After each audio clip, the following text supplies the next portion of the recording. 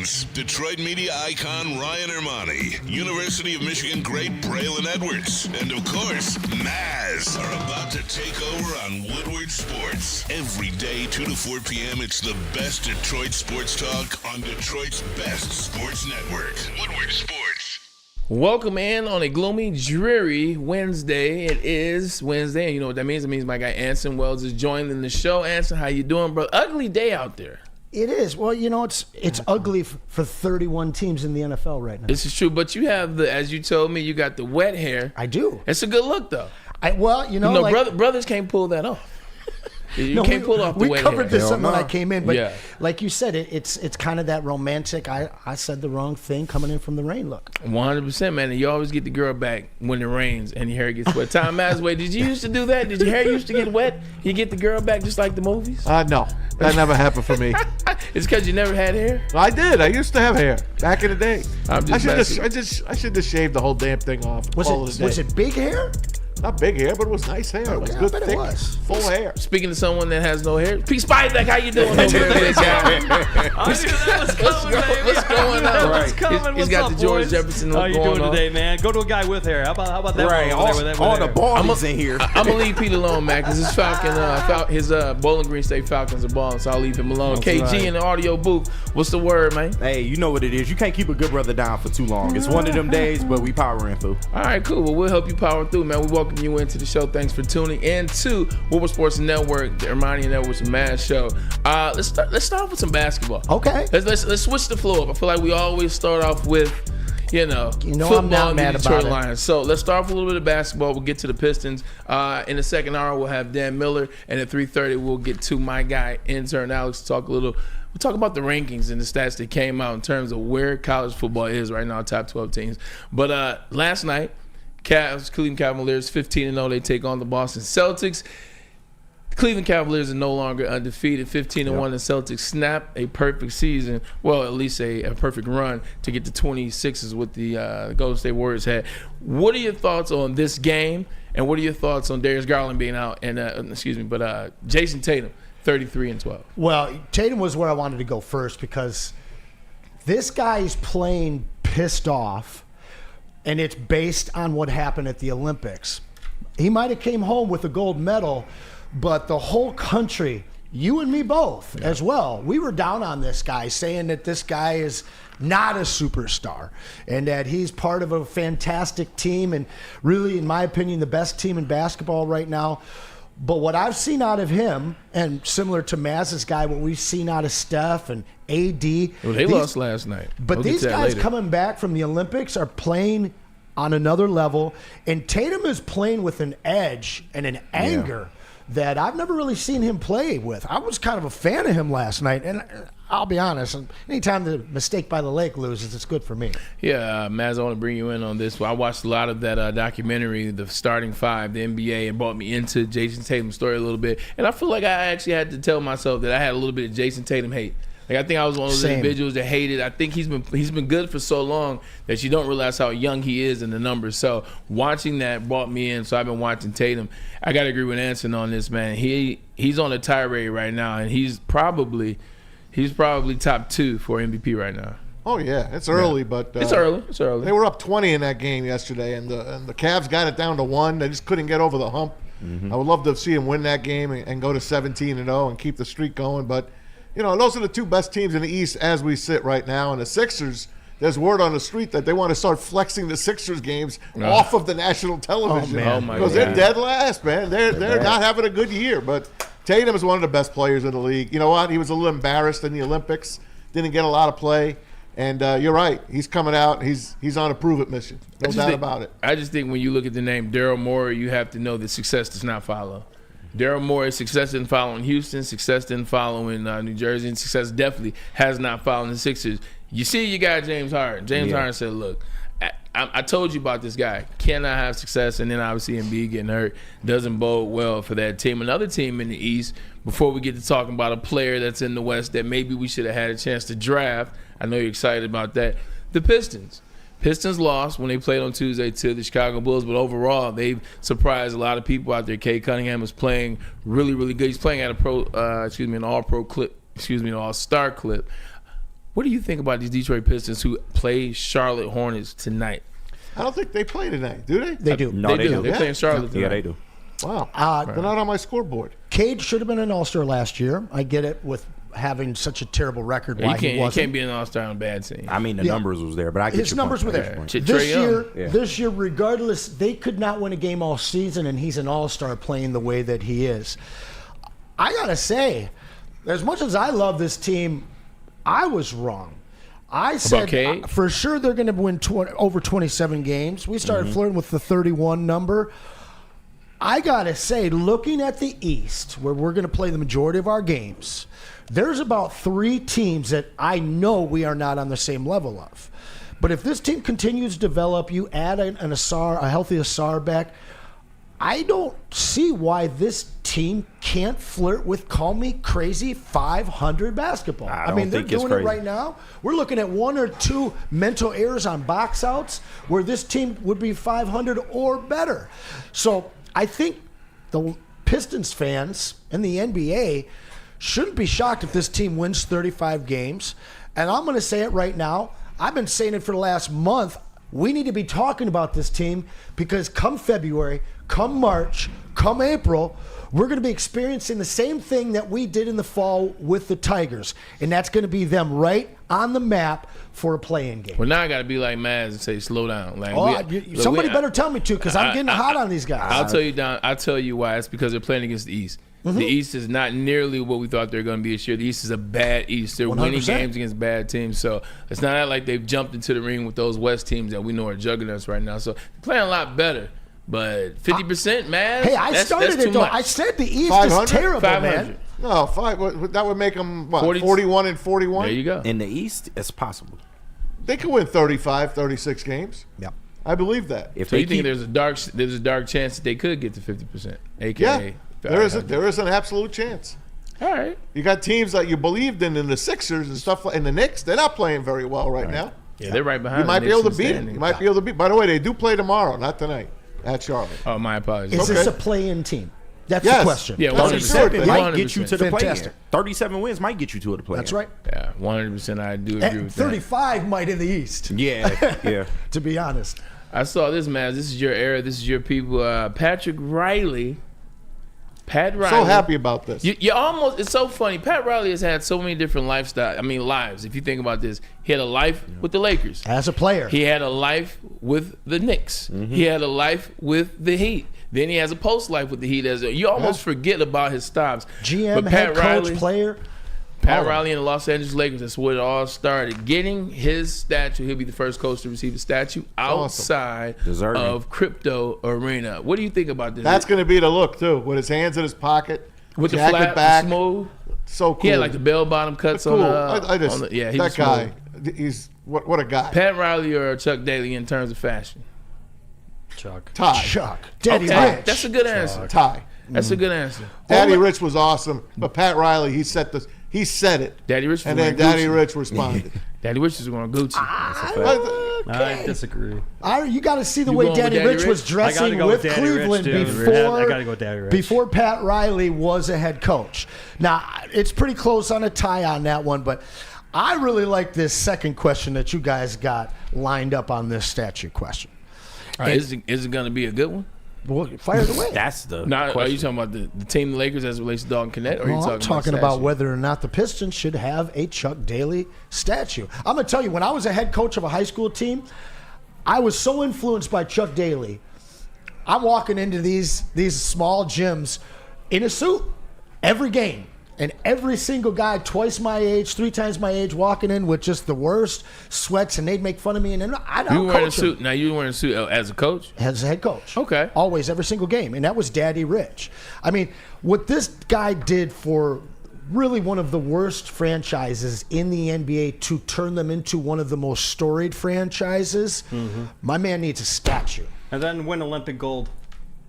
So if he's Dream getting, team. So if he's getting a statue, you know the next question, then there has to be 2 more statues. Yeah. Well, Isaiah. actually, technically more than that. But yeah, so how do you do the statues? If you're getting Daddy Rich one, Does now you get a Larry Brown statue? No, Isaiah and Joe on each side of him. Okay. Palace Guard, let's Now, go. what about Dennis Rodman? Does he get one?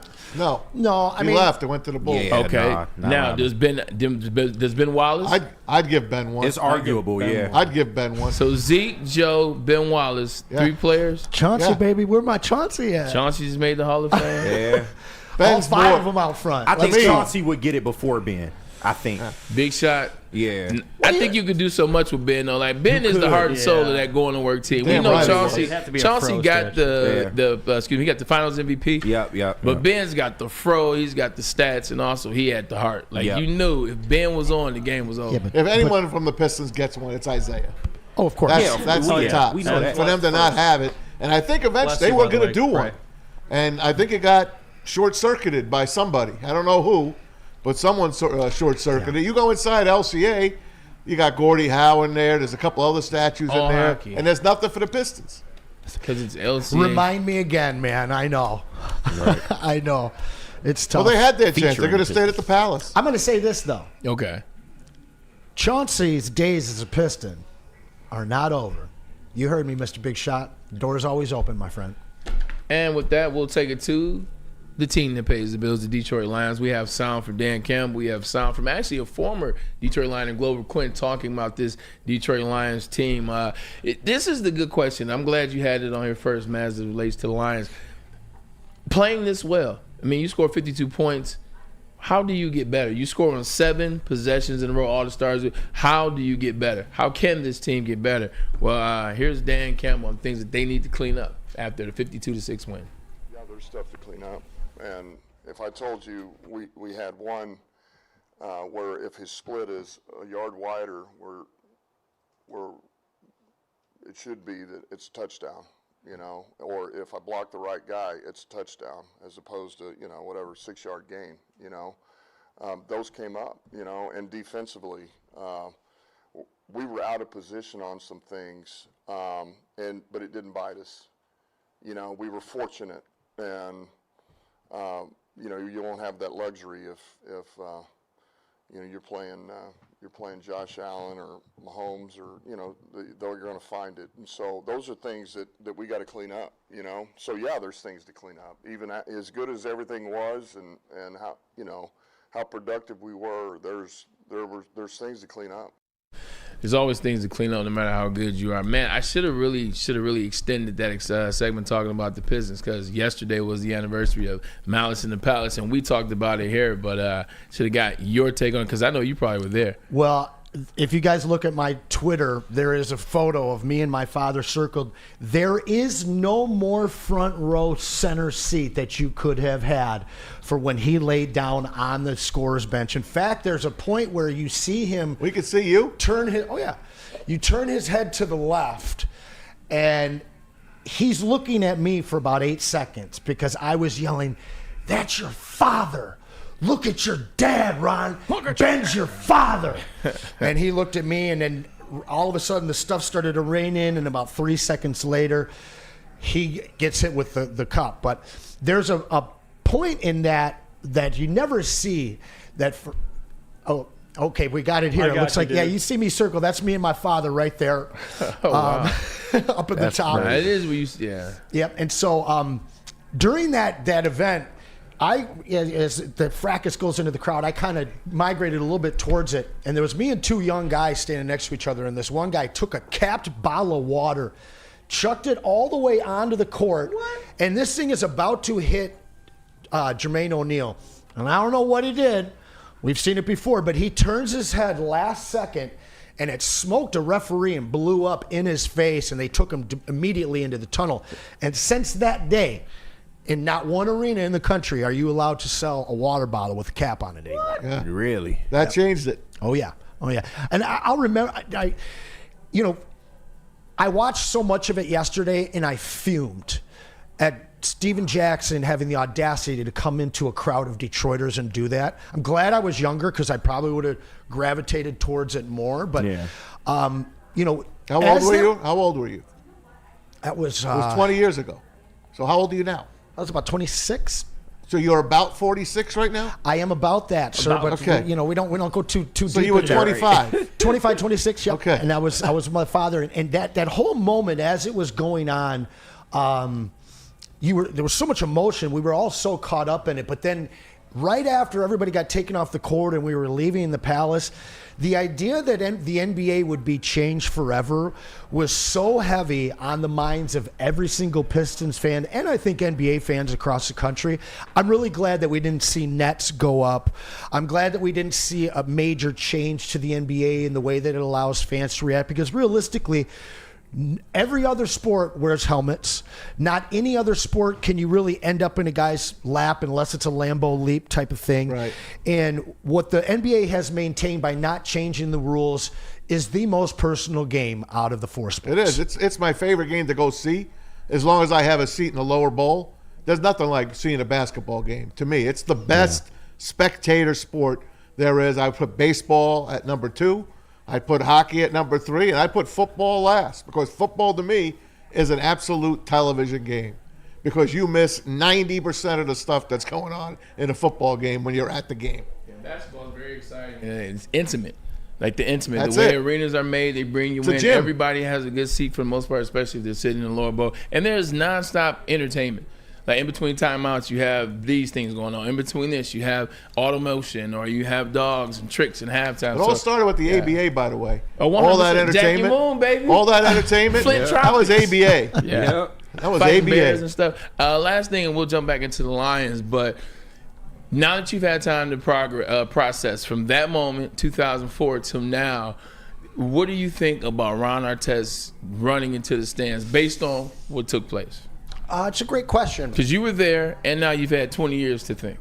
I got a chance to watch an interview with him this last year, and just he's a man that has a lot of strife in his own mind, and he's battled with that his whole life, and I think he's done a fantastic job over the last 10, 15 years of conquering that and turning that emotion into positive. He laid down on that table, and it incensed Ben Wallace, and incensed my father to the point where he grabbed his empty popcorn tub and was about to throw it. I had to stop him. But what we didn't realize is that Ron Artest was doing that to calm down and remove himself from the situation. That was his therapist. That was his therapist remedy right at that point. And then you get hit with a bottle of water, and Most me and Sam were accurate cup talking about ever. it. There's those points in your emotion where you can run into an X and you think you're over, but then all of a sudden you just you don't know how you're going to react emotionally. Yeah. And so you have to forgive that guy. The guy I have an issue with, but at the same time I respect, is Steven Jackson. Steven Jackson. Stay out of Detroit's fans. You're lucky you didn't get pummeled. Shout out to Ben Wallace's brother for putting it on Fred Jones. But at the same point, That's what we talked about. I'm going out there and backing my boy up too. So as much as I'm a Detroiter, and I would have loved to have seen a couple more Detroiters put it on those boys. You want to step into our stands, you'll see how we rock. But I don't blame any of them. It's a high emotional moment, with the defending champions, and this is like the rivalry. So, hey, we talked about this with Caitlin Clark. If I'm going to be a fan of the bad boys, I can't get mad at that kind of a situation. Do you think that short circuited their run for another championship? Oh, it crushed them. Oh, no. The Pistons? Pistons, Pistons nah. probably wouldn't have gotten past Indiana to get to the finals. They were that damn good that year. Pistons still had an opportunity to win that year, and Rasheed Yeah. Wallace chose not to guard Robert Ory. Exactly. Yeah, that had nothing to do with Indy. Because Larry Brown came back to coach another championship. Okay, and then he also traded Corliss Williamson for his buddy Derek Coleman, who averaged 0.9 points per game was and took bad. away our edge inside. You tell me that Corliss Williamson's on that team and we lose, I'm going to tell you you're wrong and you're silly. Because that, to me, is way more important. Is that Larry Brown or is that Joe Duke? No, that was Larry Brown orchestrated his trade to get his boy from Syracuse into town, and that crushed our team. And nobody talks about that. That's way more important. And DC like my uncle, man. So tread lightly. Tread lightly. Tread lightly. That's Big Unc. That's all I know. We just played the clip. Let's switch gears, and I appreciate that though, because that's great. That's great perspective on that moment. And then you see you were right behind the bench. I I appreciate you coming back to it. We got cheated, man. We did. Yeah, We got cheated. 100%. That team should have won 3 championships. That Indiana, 88, we got cheated. You draft Melo. that Pacers squad was that Pacers Yeah, they were squad good. because they beat us by 20 that night or 18. Oh, yeah, they crushed and us. Reggie wasn't even playing. That's right. Yeah. He was in a suit. 100%. He was helping stop it. But you know what? People can't stop, and that's the Detroit Lions. We played the clip. Because you wonder after a game like that, you scored 7 possessions in a row. The starters did exactly what they wanted to. And you hear Dan Campbell say, well, there's things to clean up. Is this just coach speak, Anson, or is this you watched the game and you saw some things that they could probably nuance and clean up as well? I gotta say, I think it's not just coach speak. Let me pull this tweet up here that I put out last night. No Hutch, no Cameron Reeves-Maben, no Anzalone, no Kaminsky, no Barnes, no Melifonwu, no Mosley, and no Marcus nuts. Davenport drafted to be a starter here. How many teams are surviving that, much less putting out a defense that holds a team to 6 points? And 171 yards. That being said, our margin for error, not with the Jacksonville Jaguars, but with the 49ers, with the Bills in the playoffs, Jeez. that margin for error as a defense with this many men from last year's starting lineup, from week 1 starting lineup this year, with that many guys gone, your margin for error is very slim. And we saw that against the Texans. So, no, it's not just coach speak. There's some things that they want to clean up. And honestly, this is a team that focuses on each week and getting better each and every week. So I don't believe that there's coach speak in that man. It's all sincerity. Maz, where can they get better? Well- You're dialed in. I guarantee you've watched that game already twice. I did. I know. See, I love you. I know it. Where do you see that they can get better as this team as they get ready to play the Colts? Like you said, it was a practice game. Yeah. That's how dominant they are. That's how much better they are than Jacksonville. That's how much better they were than the Titans. Those were practice games. And the Titans punched them in the mouth in the first quarter. Jacksonville, they had a 3-0 lead, but they had nothing after that. The only way they can get better is get healthy. That's it. Other than that, it's nothing. What Dan Campbell said, hey, we got 6 yards on that one, but it should have broke for a touchdown. Okay. All right. Okay, yeah, he might have hit the wrong guy. He hit Jahmyr Gibbs out of the backfield, but Amon-Ra St. Brown was open down the middle of the field and could have took it. Jahmyr Gibbs, not Jahmyr Gibbs, J-Mo, if you hit him in stride, he's gone. Those are the only things that they can get better on. They have got it all. Just get healthy and stay healthy.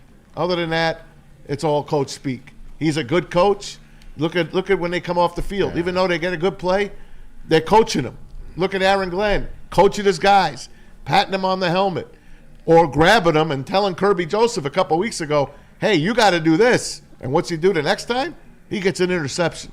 These guys coach to the end. I want to bring you in, Pete. Same question. Thanks, buddy. Where can you see the Detroit Lions, this team right now as it stands, where can they get better at?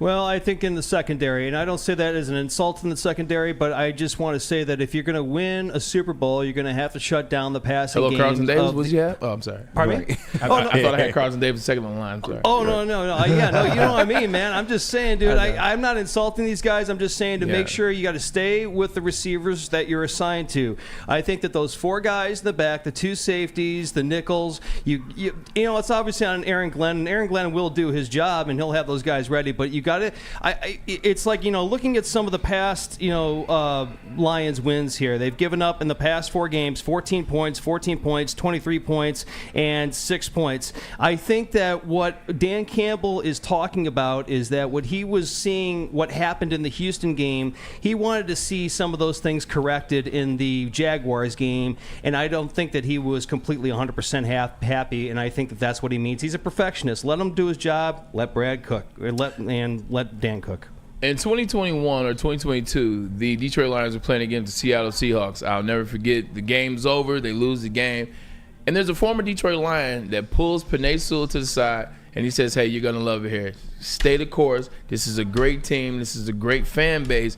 Detroit is where it's at. And this was Glover Clinton talking to Penei Sewell. Well, here's an interview with Glover Clinton talking to Bucky Brooks on Believe Network.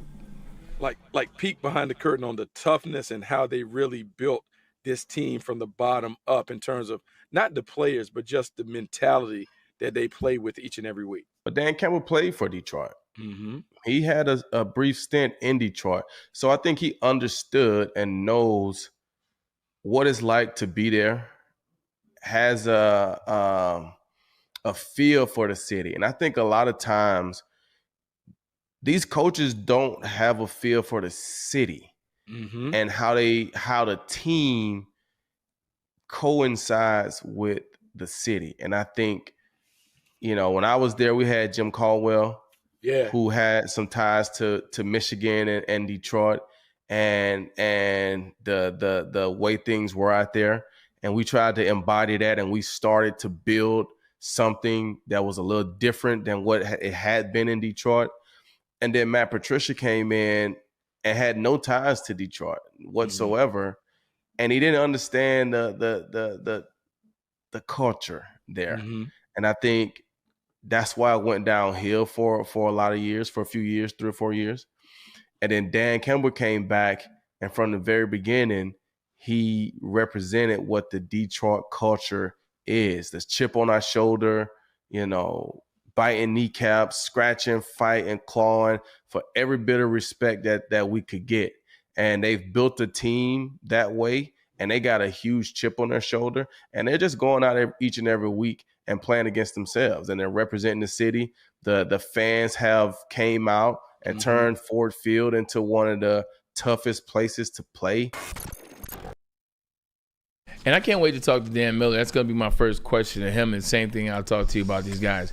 Dan Miller was here when the Lions were 0-16. Oh, yeah. Dan Miller was here when the black jerseys didn't mean winning. It meant losing. Dan Miller was with these Lions teams, so he's seen the loyalty of the fans, but he's seen the hurt. He's seen he's seen the Green Bay Packers put it on him, or the Vikings, or the Green Bay Packers, or the Chicago Bears, whatever. So, a lot of this is personal. You start to look at the way in which the Lions play. People are saying, call the dogs up. They're playing bully ball.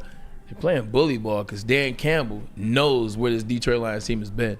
No doubt. And every championship team we've ever had here in Detroit, no matter what the sport was, they reflected the mentality and blue-collar, hard work style of Detroiters. That's the way Bad that we boys live. going to work. 100%. Grind line. 100%. It's true. These guys understand that. Dan Miller understands that. I don't want a guy talking to me and telling me what's happening on the court that doesn't get this city. I don't want a coach that comes in and tries to change his team around and get a culture going. I don't want a GM. And I love this take right here because that's what we have found in everything Lions right now. From Spielman on down, they all understand what we have gone through, what we want, and where we are supposed to be going. And they have us there. I mean, I've never seen anybody have a team completely in such a different direction so quickly as what this team or this regime has done here in Detroit. Yeah, Maz, when you know what a thing is and you have that energy, you have that knowledge, you're able to dive a little deeper. It's the same thing, correct me if I'm wrong, that happened in Michigan. When Jim Harbaugh was first there, what did he say? He said, it's just another game. But once he dove into the hate, once he dove into what it meant to play against Ohio State, he turned into a different guy. He inserted his identity in Michigan Road after that. Glover Quinn, Quandre Diggs, Golden Tate, guys like that always wanted to come back here for this Lions team, for this attitude. They Golden love. Tate's still on Instagram trying to get They back. do. They love it. Get signed. They love it. They all wanted to end their career here, they said. But let's face it. You heard Glover Quinn say, Jim Caldwell, he had it going. He did. Gentleman Jim Caldwell had it going. I thought he was too gentlemanly. Then you bring in, who? Matt Patricia, who thinks he knows everything. And, of course, they fall on their face, him and Bob Quinn. Now you bring Dan Campbell in, and he's tripping on his words on his first press conference. He's sweating through that suit. And you know what? He just couldn't wait to get done with that thing. And how many pundits out there laughed at him, laughed at us then? I can name them for you. I can name them all for you. Now they're all kissing their ass. Keep receipts, baby. Right? He just looks behind him, gets the receipt, gets the number of the guy that hit him, and this team is Dan Campbell. Because anyone that punched us in the mouth, we're giving it back and then some. And I said the other day, are we doing too much? Are we really? Do we have to throw the red flag when we're up 40 points? Yeah. Never stop coaching. Never stop coaching. Detroit has always had everything except the trifecta. Winning teams have the trifecta. The Lions have the stadiums. Which stadium you want? The Pontiac Silverdome, which is the largest, or do you want Ford Field, which is downtown? They bought the fans closer, the city closer. Do you want uniforms? I've always liked the Lions uniforms. I never complained about it. I may not have liked the Lions when I was younger, but I always liked the uniforms. Like, they had the fan base. These fans are nuts. As we see now, the Detroit Lions have always had everything except the trifecta. But now you have the owner in sync with the GM, that's in sync with the head coach. Wow, look how easy it is. Yeah. You know, I think Crazy Clown brought up Matt Millen, and Matt Millen's a great example of when Detroit thought that we brought the right guy in, that we brought in that hard, blue-collar guy, but he was still too Hollywood. He might have understood. He's a Raiders guy. Exactly. He might have understood what it was to be a gritty linebacker, but he didn't bring the mentality and culture of grit to this town because he didn't understand this town. Well, Dan Campbell's understand that, and with that, we'll take a quick commercial break. We're here from another place that you need to be, and it's Planet Fitness, where your fitness is essential. You can't tell me Dan Campbell doesn't like. He works out at Planet Fitness with over 50 metropolitan Detroit locations. It's the gym for you. It's squeaky clean, trainers with every membership, and then also it's fitness that fits into your budget. So you work out at a good price. Sounds like a match made in heaven. Planet Fitness, where your fitness is essential. And I wonder if Dan Campbell, after he bites some kneecaps, he partakes in a little 1800 tequila, man. That seems like it's up his alley, man. 1800 Tequila, the official tequila of Woodward Sports Lions watch parties and post-game show. Join 1800 Tequila and Woodward Sports every single Lions weekend live at Hayes Social in Shelby Township and celebrate all those wins with smooth 1800 Tequila. Proud sponsor of your and our Detroit Lions. 1800 Tequila. It's the best taste in tequila, and please, y'all, drink responsibly. Can't get enough Lions coverage? Make sure you catch all Woodward sports shows every game day. Wake up with Woodward in Maine, giving you the latest insight into the Lions locker room and press conferences. Then join the Lions pregame show, highlighting key matchups, injuries, and what to watch for during the game. Follow all the ups and downs of the live game action with our Woodward Watch Party live on YouTube and WoodwardSports.com. After the game, check out the instant fan and host reactions with the Lions postgame show. Every game, it's wall-to-wall, kneecap-biting, high-fiving, chest-pumping Lions coverage. Hell yeah! Only at Detroit's #1 sports network, Woodward Sports. Woodward Sports, let's go! You're an ugly guy. That's okay, because you have a hot girl on your arm. Now Woodward Sports and Les Stanford want to reward you for outkicking your coverage. I am ugly as by traditional standards. That's right. If your significant other's hotter than you could win tickets to the Thanksgiving Day game in Detroit. So find the best pic of her with the average-looking you and post it on X or Instagram. You ain't got no alibi. You ugly.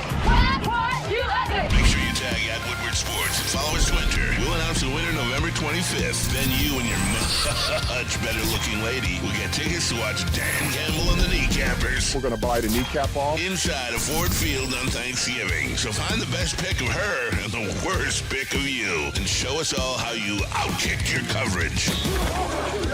Mama said you ugly. Hey! From Woodward Sports and Les Stanford. A network for the city, by the city. Woodward Sports is Detroit Sports. How do people feel about getting a Planet Fitness membership for $15 a month? How do they like working out in a clean and spacious gym that's filled with equipment for every workout? And how about free fitness training in the judgment-free zone that leaves them feeling energized all day long? Join Planet Fitness today with the free PF app, online or in club, and start getting that big fitness energy for $15 a month. The most talked about Detroit media by other Detroit media. And we love it. It's the Woodward Sports Network. Walk into any Lady Jane's Haircuts for Men today. Open 7 days a week. Sit back, relax, and enjoy precision haircut, scalp massage, hot leather neck shave, and hot towel treatment from one of our talented stylists. Step up your game this season and take advantage of our $20 haircut special. Scan the QR code and get your coupon today. Lady Jane's Haircuts for Men, the ultimate haircut experience. Open 7 days a week. Walk-ins always welcome. Lady Jane's Haircuts for Men, it's wicked awesome. A ton of fun, a ton of sports, and a ton of man meat. Welcome to the Woodward Heavyweights, live daily 5 to 7 p.m. on Woodward Sports.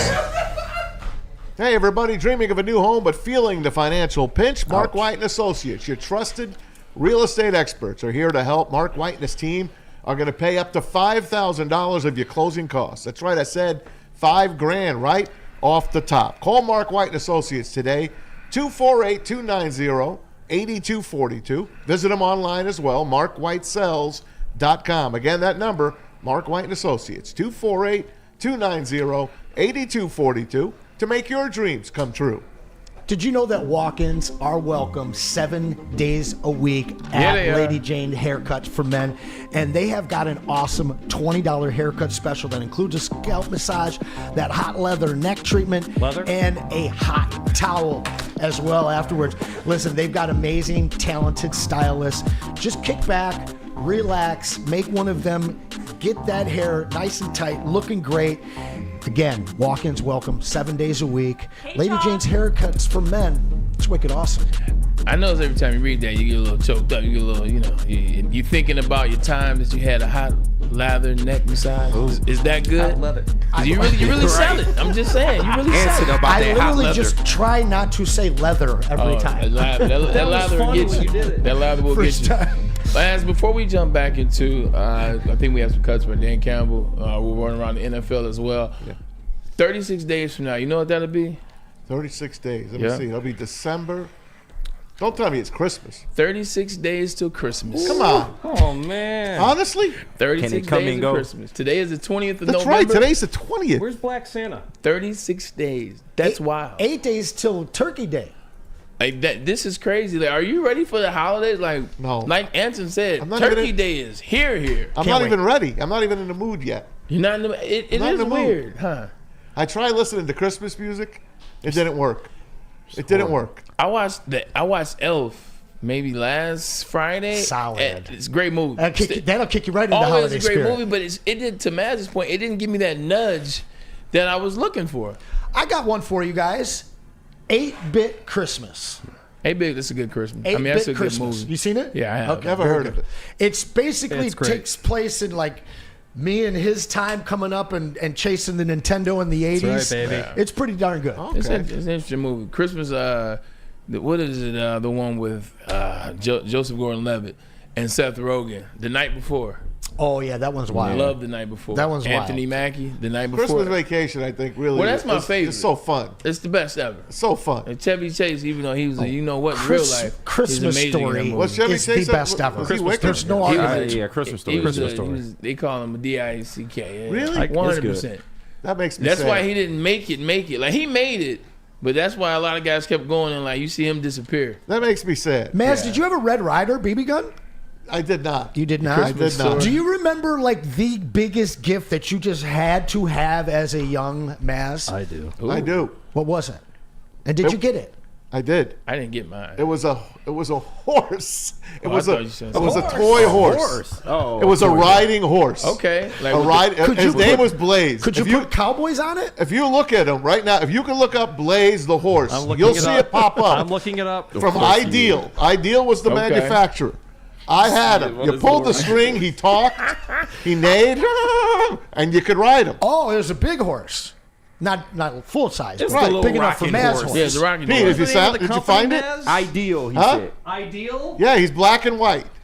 You can't miss him. Oh, for the love of God. Oreo Now, horse. see, for me, I remember. Watch, Pete's going to put I him know up. exactly Hey, what keep mine talking. was. It's the little rocket horse. It is. It was a rocking horse. Yeah, just See, I was riding. I was Seabass and his betting on the little horses horsey. when I was a kid. On his little I love the horses. Yeah, you like I was- I ever. You got one case while we're waiting for Maz to pull the picture up. I You did. have yours? And it was that Nintendo 64. Oh, the And Nintendo 64. 64? And yes, Okay. and my parents got it for me. This was at a time where, my parents were kind of going back and forth with each other, and I actually had to stay at my grandmother's house. So turns out the night before Christmas Eve, my mom and my sister got into a huge fight. I mean, physical fight.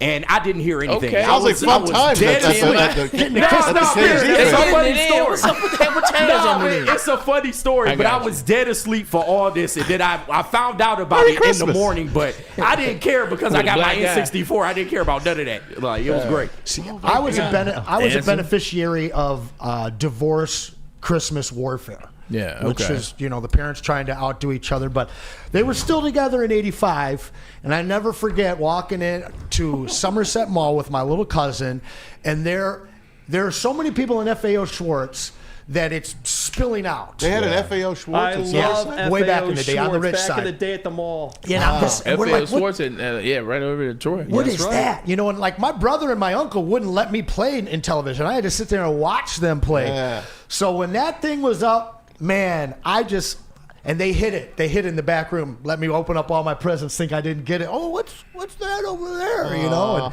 so, man, we took that down to Florida. My old man stayed up 2 nights straight with me till about 5 a.m. trying to beat Bowser. Look at my horse. Hey, Bray. Here's Here Blaze comes the horse. the But I have a horse. comparison to put it next to. That's him.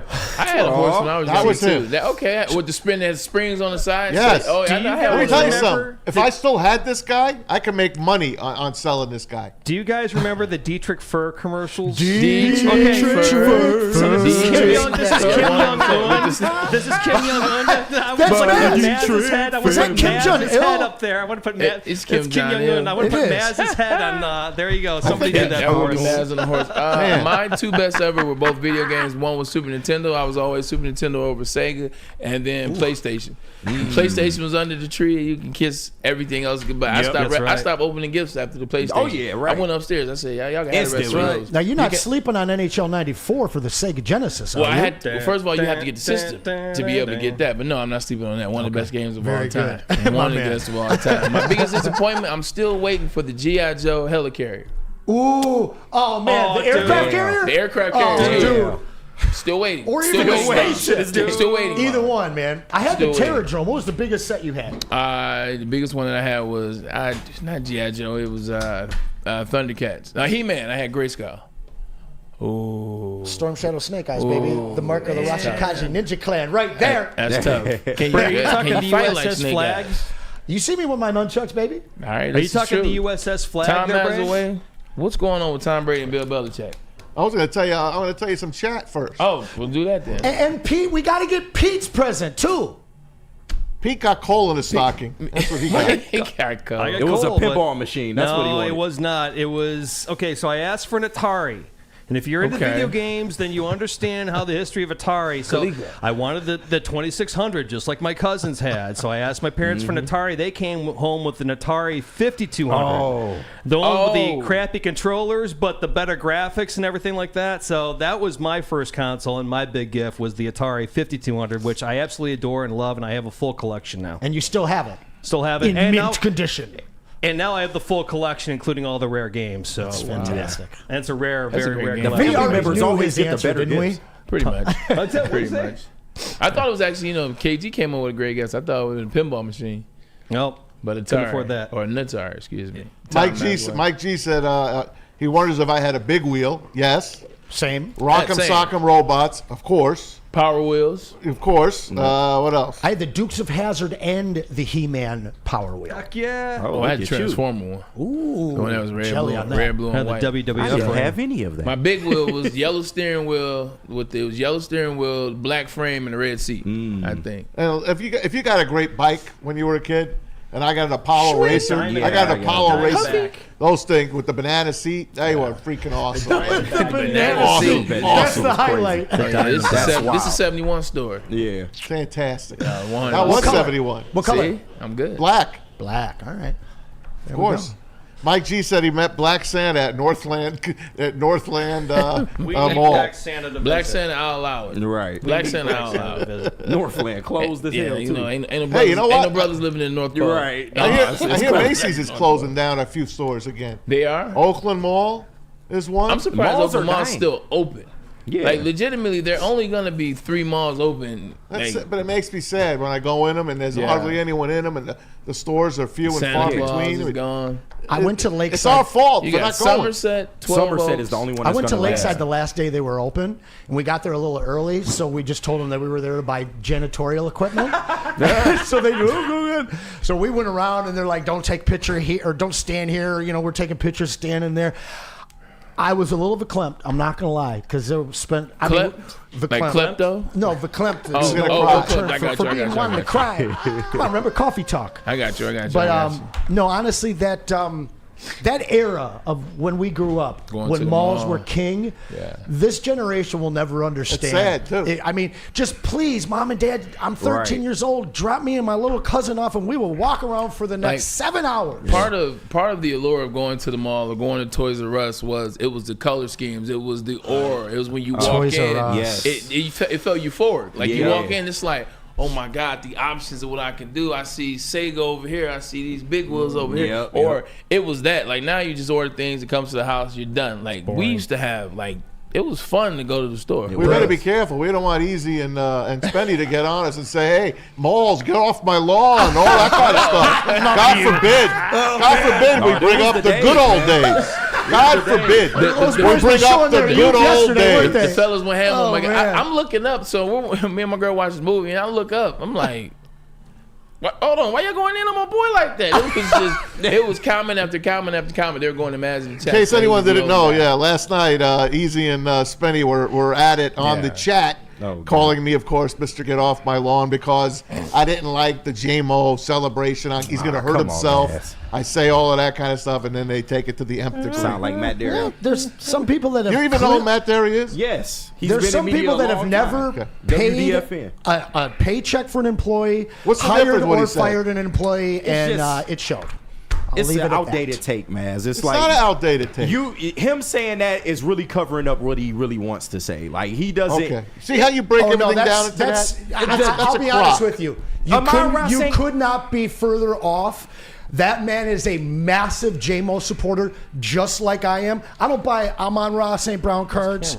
I don't buy Jahmyr Gibbs cards. I buy Branch cards and I buy J-Mo cards. All right. But I stand by my statement the other day. Listen, if you got a child and all of a sudden your child scores a touchdown, he's 10 years old, and he does that, Marshawn did it. Baker Mayfield did it. We don't talk about their background and where they from. Oh, we didn't talk about Marshawn Lynch's background. We didn't crush But Baker why for does it years matter? on If his he's misbehaviors. performing on the field, why does it matter? Listen, Because he's going to get hurt. Hey, if Amon-Ra St. Brown, who does crazy touchdown celebrations, He's also gonna get if he hurt, grabbed too. his nuts on the end zone, would we be talking about it today? No, we would not. Yes, we would. Because you have a different view of you what. know who why we Amon-Ra wouldn't St. talk Brown about it is. with Amon-Ra St. Brown? Because he hasn't been suspended thrice. That's fine, but the suspensions we No, went listen, over that. is KG, I love you, but nuanced I to them. got to Part of make a who he is. statement. Let me make a statement to all the Detroit Lions fans out there. Hold on, let's keep the level down. Stick Keep the has been level down. talking about how we can't wait for the nation to hate Detroit Lions fans, okay? I'm starting to get a little annoyed at the absolute absence of objectivity from this fan base right now, okay? Because the audacious assumption that no one in the administration or the coaching staff has an issue with this is just flat out wrong. Of course, Jared Goff is going to stand by his receiver. But if you think that this doesn't hurt this kid's future earning potential as he continues to rack How up does red it hurt? flags, He hold scored a on. 64-yard Listen, touchdown. The best part of this is that it probably lowers his value when we look to re-sign him and we get him at a discount, because I'm going to tell you right now, listen, you might not agree with It's a this, but you got celebration. people in the front office that look at all the different things beyond your play on the field that could cost them a whole contract or a year on a player, because we've already seen ourselves lose that. So I get the fan base standing by him. I get you guys taking that photo and putting it on shirts and your profile picture. But if you don't see a pattern of behavior that is concerning, you are not being objective. Because we all want this kid on the field every week of the playoff or of the If that season. was David and playoffs. Montgomery, you're not talking about it. Period. Point What's blank. that? Period. If it's David Montgomery or Jameer Of Gibbs course not. or Of course anybody not, else, 'cause you they have haven't a done different anything wrong view. so of- far. Here we go. Let's put a bow on this time. How do you know that? Time Maz I know away. that. No, you don't. You know what you think Yeah, you you know. Okay, all right. I'll give you last thought on this. Where we at? You good? I just want to say, I don't want the kid to get hurt doing a dumb celebration. It's not a pool he's diving can into. get hurt He's doing diving into anything. concrete. It's a celebration. And I didn't like Amon-Ra St. Brown hitting on his head. Yeah. I just don't want him getting hurt. I Those mean- are my guys. That's my team. I made a comment in the Stephen Tulloch got knocked out for the and year. that was a because of comment. that. And that was a comment I made. Look, at the end of the day, two things can be true. You can enjoy the celebration, enjoying what the Lions are doing, and also at the same time say, hey, look, just make sure you're not doing things that put you in position where you can get hurt. That's all really Maz was trying to say. You jump up high like that. That was it. And realistically, that was all. if the refs look at that closer, there's a penalty. This is the same guy that just dunked a ball over the That upright Calvin used and to got do. a penalty. All right, and like if that happens in a game where we're not up 52-6, but it's 23-23. That can make a major difference. And I promise you, Lions fans, your opinion will change if that happens. I'll worry about it when we need to worry about it. At this Thank you. particular time, I don't think it's 15 anything. yards he on was an that extra much- point. If it was That's that much of a 50-yarder. problem, he wouldn't have playing time the next game. He would not be on this team. He would not see the field if he was that much of a problem. It's not egregious. It's a pattern of behavior, KG. I don't. Okay. Hey, two things can be true. Respect both opinions. With that being said, Dion and Shador said. No, you're not passing Brady yet. It was a joke. Okay. It was a joke. Time out. Wait, this is because I gave him the story 10 minutes ago. We all fired up today. It's on you, Tom. It's all conversation. Yeah. I love say y'all. Conversation. I let y'all talk. No, Tom Brady. I'm We playing weren't talking about mediator. you. Tom Brady was on Sirius XM radio with Bill Belichick just yesterday, and the Lions were brought up in the conversation. Jim Gray was the host. So Tom Brady has this to say about your Detroit Lions. We're going to play the run. Nope, it's a play action pass. Amon-Ra St. Brown's open over the middle of the field. Oh, we don't really want to deal with that. You know, it's like, oh, God, here comes David Montgomery. Boom. They got Penei Sewell, and they just are driving you off the line of scrimmage because you're playing a little hesitant at defensive line, and now he's 3 yards into the defense before he gets touched. So I just think they do such a good job creating this uncertainty in defense, and that's where you want to play offensively. How every offense wants to anticipate, wants to play with an attitude, and I think they just do that better than everybody else. So barring any injuries on that team, the way they're playing, and if they can continue with the work ethic and the humility to learn from mistakes, I mean, they are a tough team to beat. Yeah, I think that's one of the things I really like about the way the Lions have played is Coach Campbell has developed a physical mentality there. They're very skilled. They can pass the ball. They can run the ball. The offensive line is, I think, the best in football, starting with Sewell. But, Ragnow, tackles are really good. But they're physical and they're tough. And the Mannings love them as well. From the Manning cast the other night, they can't speak enough about them. I watched Chris Berman's primetime last night. I went back and watched him and my guy Booger McFarland. I think I'm the only guy that actually got ESPN Plus just to watch primetime. So I watched it last night because it's only on through Wednesdays. And they spent like 10 minutes on the Lions tape. They could not believe. They showed every touchdown, and they just couldn't speak enough. And Booger's all over them, how good this team is. People know this team now. It's just nothing that you can't like about this team. They have. What are you laughing at? Oh. You just said boogers all over them. Boogers all over the Detroit Lions. Hey, it's true, especially in this weather. That's 10 to How old are you? I was like, where is he talking about? Booger McFarland. There's something for everybody. At every turn for this Detroit Lions team, every aspect of it. If you're a defensive guy, you look at what they've done in the second half of these last 7 games. It's something to marvel at. If you're an offensive guy, pick a position. If you're a guy that wants to appreciate the big uglies, look at what they're doing for Jared Goff in terms of time that he has. Look at what they're doing in terms of the running game and understanding their assignments. If you're a guy that likes team football, everybody's winning. If you're a guy that likes special teams, well, the Lions right now have the best rated kicker in the NFL. Yeah. Well, I mean, we have lost more than half of our starting lineup from week 1 on the defensive side of the ball. There. And the fact that a guy that was trying to be chased out by fans in AG has taken this guy and taken the next man up concept, and he has not skipped a beat. You lose the defensive player of the year at that point in Aiden Hutchinson. And this defense, have they gotten better? Because to me, I see a better defensive product out there right now. Sure, maybe we're not getting 7 sacks a game, but It's because of the secondary. But championship teams go through this. They have a 4 or 6 week period where they lose a great player or 3. And they figure out a way to overcome it, change up their scheming, and attack and find ways to win other ways. And then they get close to full strength or even full strength to that playoff run. Those are teams that win championships. And what we're seeing out of this team isn't letting up at all. These guys have only gotten better through injuries, which is quite mystifying, to be honest. Here's the thing. Let's have a real conversation and don't be coy. Be honest.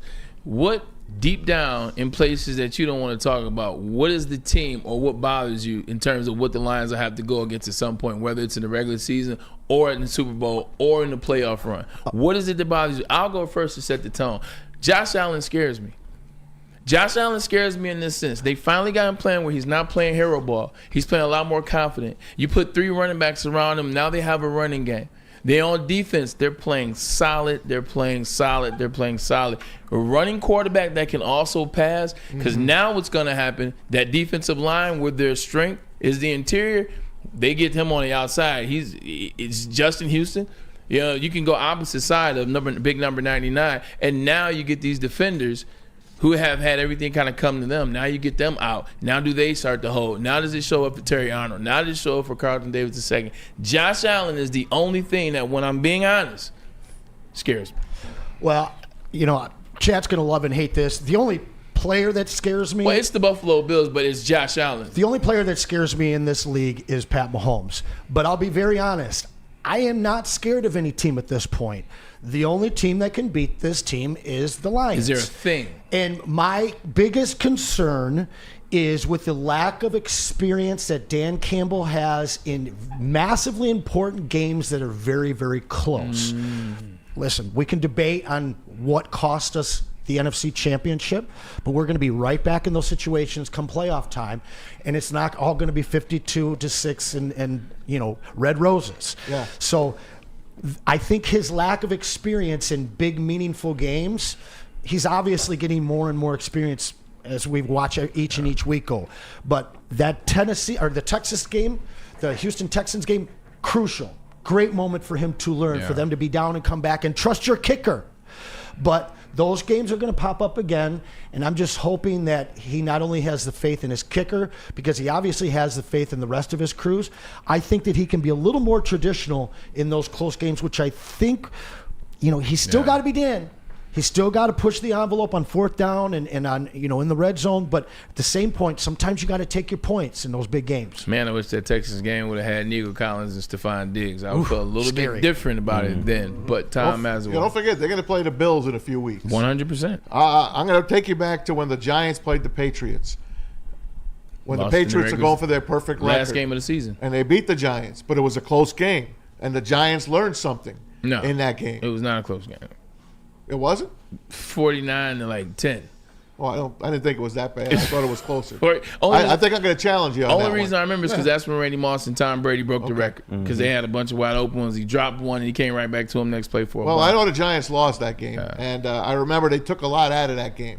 So when the Buffalo Bills and the Lions play in a few weeks, whoever loses that game or even wins that game is going to know a lot more about the team they played. So I don't know if Buffalo is going to be putting all their hand on the table. I don't know if the Lions are going to show their hand as well. But that game could be a rematch in the Super Bowl. Matter of fact, I really believe it will be the Super Bowl. I think it's going to be the Bills and the Lions. I think you're going to see it at Ford Field. At first, you get the preview, and then you get the finished product in New Orleans in February. Nobody in the NFL wants to watch the Bills, Maz. The money is the storyline of a possible three-peat versus the downtrodden franchise and America's new team. Understood. It just they got to depends. get by the Bills, though. And we'll see what the Or the Zebras Ravens. have to say that day. Or the Ravens. So we'll see. Oh, the Ravens. Well, look, let's take a quick commercial break. When we get back, hopefully be joined by Dan Miller, Fox 2. Can't wait to ask him some questions. Because that's the biggest question is, where do the Lions get better after 7 touchdowns in a row and a defensive shutout in the second half? We'll get that and all that and more. But first, we get a message from KDK Law. Oh, man. These guys got your back. If you are dealing with divorce, child custody, visitation, or any other family law issue, and I am talking about Kevin and Catherine over at KDK Law right here in Birmingham. Once again, those two got your back, so give them a call or scan that QR code that you see above my head. You can reach them at 971-0476. And all you got to do is mention that we here at Woodward sent you, and they'll take care of that filing fee for you. KDK Law, they have your back.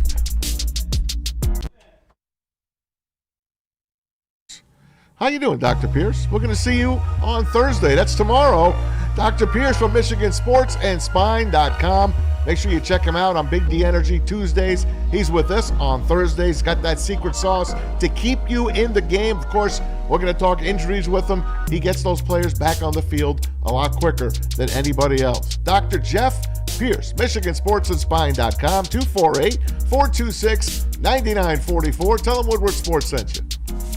It's bear hunting season, and Dan Campbell is hungry for some kneecaps. If you can just get a hold of them and you start dragging their ass out to the deep, dark abyss, you can drown them. The Kings of the North are back for another year of the brand new Lions. Make sure you're locked in to Detroit's #1 sports network for all the news and info on your Detroit Lions. Woodward Sports, let's go. You're an ugly guy. That's okay, because you have a hot girl on your arm. Now Woodward Sports and Les Stanford want to reward you for outkicking your coverage. I am ugly as by traditional standards.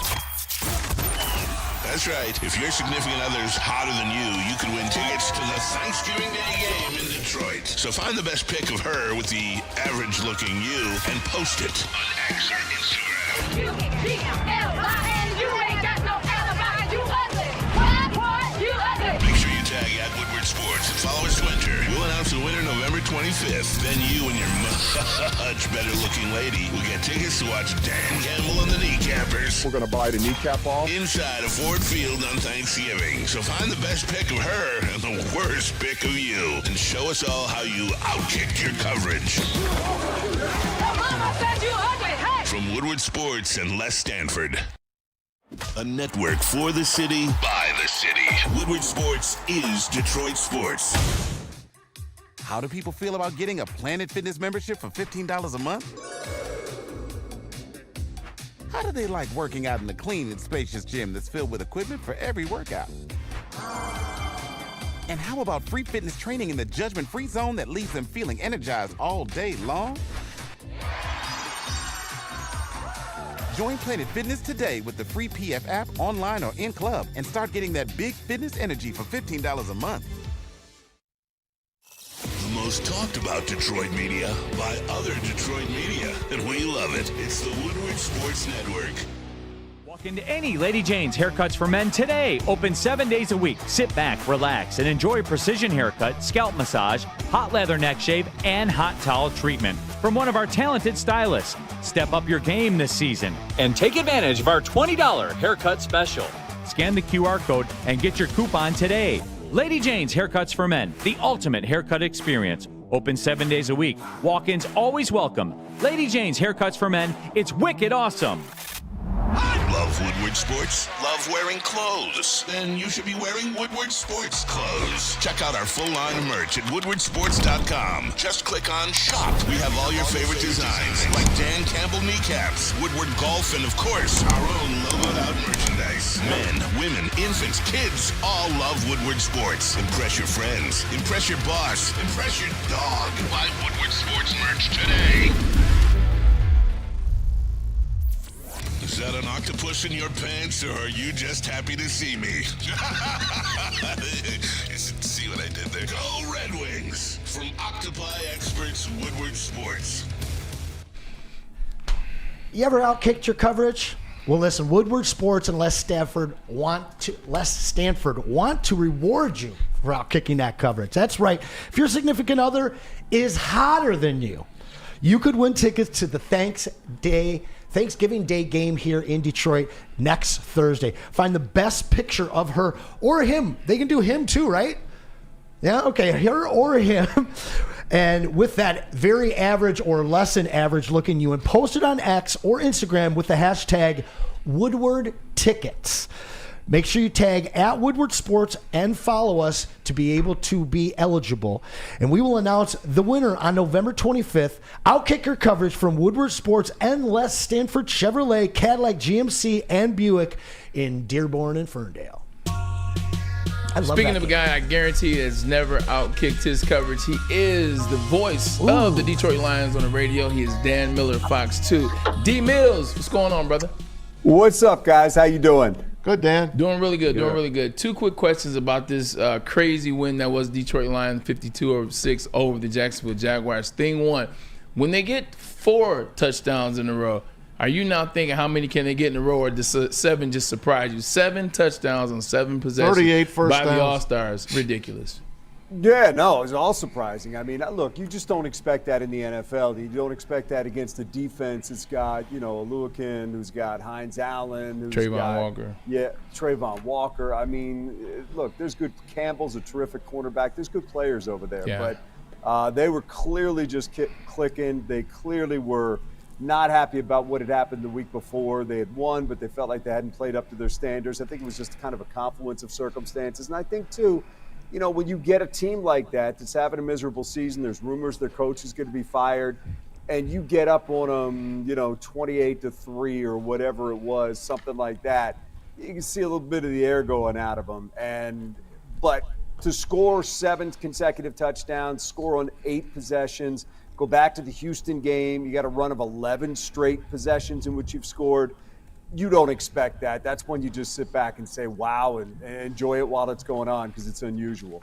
Dan, I played in Cleveland, so I've seen a couple seasons like the Jacksonville Jaguars are having now, so I definitely understand that mentality. Here's another quick question. You talk about the second half of the defense. 2 games in a row, they haven't allowed a touchdown. They haven't allowed a point. And then what they did on offense, Dan Campbell was asked, you know, how do you keep the foot on the gas? How do you get better? Can this Detroit Lions team, can they get better right now?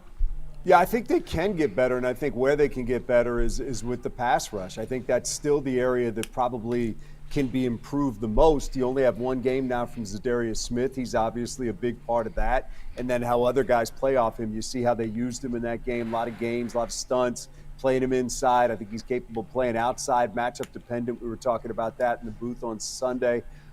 So I do think, because I think that thing, if that gets a little bit better, then this secondary, which is already really good, gets more chances to make plays on the ball. And then all of a sudden, you're talking about takeaways, you know, quick changes in games, and ways that you can get the offense the ball back, which is ideally what this team would like to do. So, yeah, I do think they can get better. But look, that effort, when you start talking about their ability to stop the run and what they did to Mixon, and then what they did this week, I mean, look, guys, that's where it starts. And that's what this team's been known for now for going on 2 years. What was Mixon, 26 for 48 or 58 or whatever it was? 2.7 to carry, like I think. And a broken surface broke. Yeah, I mean, and then, you know, Jacksonville clearly trying to give Mac Jones a running game, and yeah, Bigsby didn't play, but they still got ETN. But you shut that thing down, so there's really nowhere for them to go. So every time that defense is able to shut down the run on somebody, man, it puts you in a great position because, you know, look, we've been talking about this since all of us started covering the game. If you make a team one-dimensional, it is advantage to the defense big time. Dan, it took me back to the Dallas game. I was having so much fun watching this offense just do whatever the hell they wanted, and then came the injury to Hutch, then the injury to Anzalone, and it just took the wind out of me. And I know they finished the game strong, but they beat a team that was already beaten up. Where does this injury take the Lions going forward? I mean, look, it's significant because he's a leader on this team. He's a captain for a reason. He calls out the defense. But at the same time, I think if we've seen anything from this team, it's that they don't blink. You can go up and down the roster as to how many guys they've lost on this defense. Now, there does come a breaking point. But, I mean, when you start talking about Hutch and Davenport and Barnes and Mosley and Melifonwu and now Alex and different guys that they've lost along the way, but they just seem to have somebody ready to go. And I think in this case, getting Malcolm Rodriguez back last week, getting snaps under his belt because he's going to have to take on a bigger role this week. Campbell was already taking on a big role. There you go. So I think they're going to be okay. Now, that doesn't mean you don't want Alex in there because you do, but I do think that they have guys that are ready to roll. I think Ben Neiman has had some good snaps for him. I think Nowoski has had some good snaps for him, and they've used him in different ways. I think they talking to Coach, they like Ezekiel Turner. They like some of the things that he can do defensively. He gives you a lot of different abilities if they need to call on him. He's already a heavy special teams guy. So I think they're going to be okay. You don't like to see it because he's a heck of a guy. He's battled through a lot here in Detroit. He's one of the OGs that has been there from the beginning with this group and figured things out along the way. And it's kind of interesting to see the journey of Alex, where people were looking at him that first year and wondering if he was worthy of bringing back. And then all of a sudden they did bring him back, and now he's a leader and one of the big play guys on this team that can fly all over the field. So you hate to see it, but I think Jack and Malcolm leading the way at defense, they're going to do fine. I think they'll be all right. You get the Colts this week, Jonathan Taylor in the backfield, Anthony Richardson now. Here's a mobile quarterback. Maybe get you ready for the Buffalo Bills game when you got a mobile quarterback there. What's your take on the Colts game? What do they do to win this game? Yeah, got to get you ready for Chicago and Green Bay first. I mean, you got two NFC North games coming up after this. Look, Richardson's a wild card. He's obviously a tremendously gifted player. Big arm, not necessarily all that accurate if you look at the numbers. Had probably, though, his best game this past week after against being my benched. Jets. So there was. He had probably his best game. And so, look, maybe they're catching him on an uptick. We're going to have to see how it goes. Obviously, stopping Taylor is going to be job one. He's a great back. And if he's running the ball, then clearly that makes it easier for Richardson. They've got some guys on the outside that can make some plays. Downs is having a breakout year. So you need to be careful with this team. Look, we're going to say that every week, guys. And while the Lions may be big favorites, anything can happen in this league. If you go in there and have a clunker, or don't play up to your standards, or turn the ball over and give a reason to a team like this, which believes it's now back in the playoff race and believes it's now back in the division race, even though they've lost twice to Houston, they're going to come in there looking for a reason to feel confident. And if you can take that away from them, like they did to Jacksonville, that's, I think, ideally the way you play a game like this. But it's on the road. Won't be easy. I think there'll be a lot of Lions fans there. But, again, you got to handle your business. And I look at this game like you're the better team. Go in there, exert your will, handle your business, get out of there, and come back for two tough ones at home, NFC North, over the next 2 Thursdays. It's a Wednesday here at Woodward Sports, and that means that we've got Dan Miller's Weekly Drive presented by Les Stanford. We love having you here. We talked early in the show, before we got on the horn with you, about Dan Campbell's understanding of the city of Detroit and why that has helped him be so successful. But then we doubled down and we talked about you and about how you've been here since the dark days started and how you understand this city so much. I've become pretty fascinated with you over this last year, this season, and getting to talk to you on Wednesdays. And I've been spending a lot of time watching those calls from the broadcast booth. I don't think you've ever gotten a chance to shout out your staff. They are so on point, handing you notes and keeping you up to date. I always wondered how you hit all these stats and how all of this history and information so quickly and so on point. Can you just speak to the team that makes you the best broadcaster in the NFL? Yeah, well, thank you, number one. And there's a lot of good ones in this league. But you can't do it alone. And I think that's probably the best thing that these videos have shown people, is that it's not just me and Lomas and TJ up there. You know, we got a team, whether it's Tim Jetsky, our engineer, who makes sure we get on the air, or whether it's Mike Bratta, who is sticky note guy, who is the one who's always writing things down and handing them to me. And, you know, what people probably can't see because it's behind the camera is he's got a whole wall full of sticky notes in case, you know, Jared completes 6 in a row or Demo gets a touchdown because it's a certain milestone. So all these things are ready to go. And he goes over those with me before the game. To my right is Carl Maul, who's the spotter, who points out, helps me, who's got the ball, who made the tackle, who, recovered the fumble, things like that. And that's big time help because, a lot of times you're following the ball, maybe something happens away from it. You need somebody there to kind of back you up. And while people at home don't know that there's somebody helping you do those things, there is. And, I've been lucky in my career that I've worked with amazing people. From Al Rosenberg, who is the best engineer in play-by-play sports. I worked with him for a number of years. To Joe Abramson, who was my spotter for 23 years.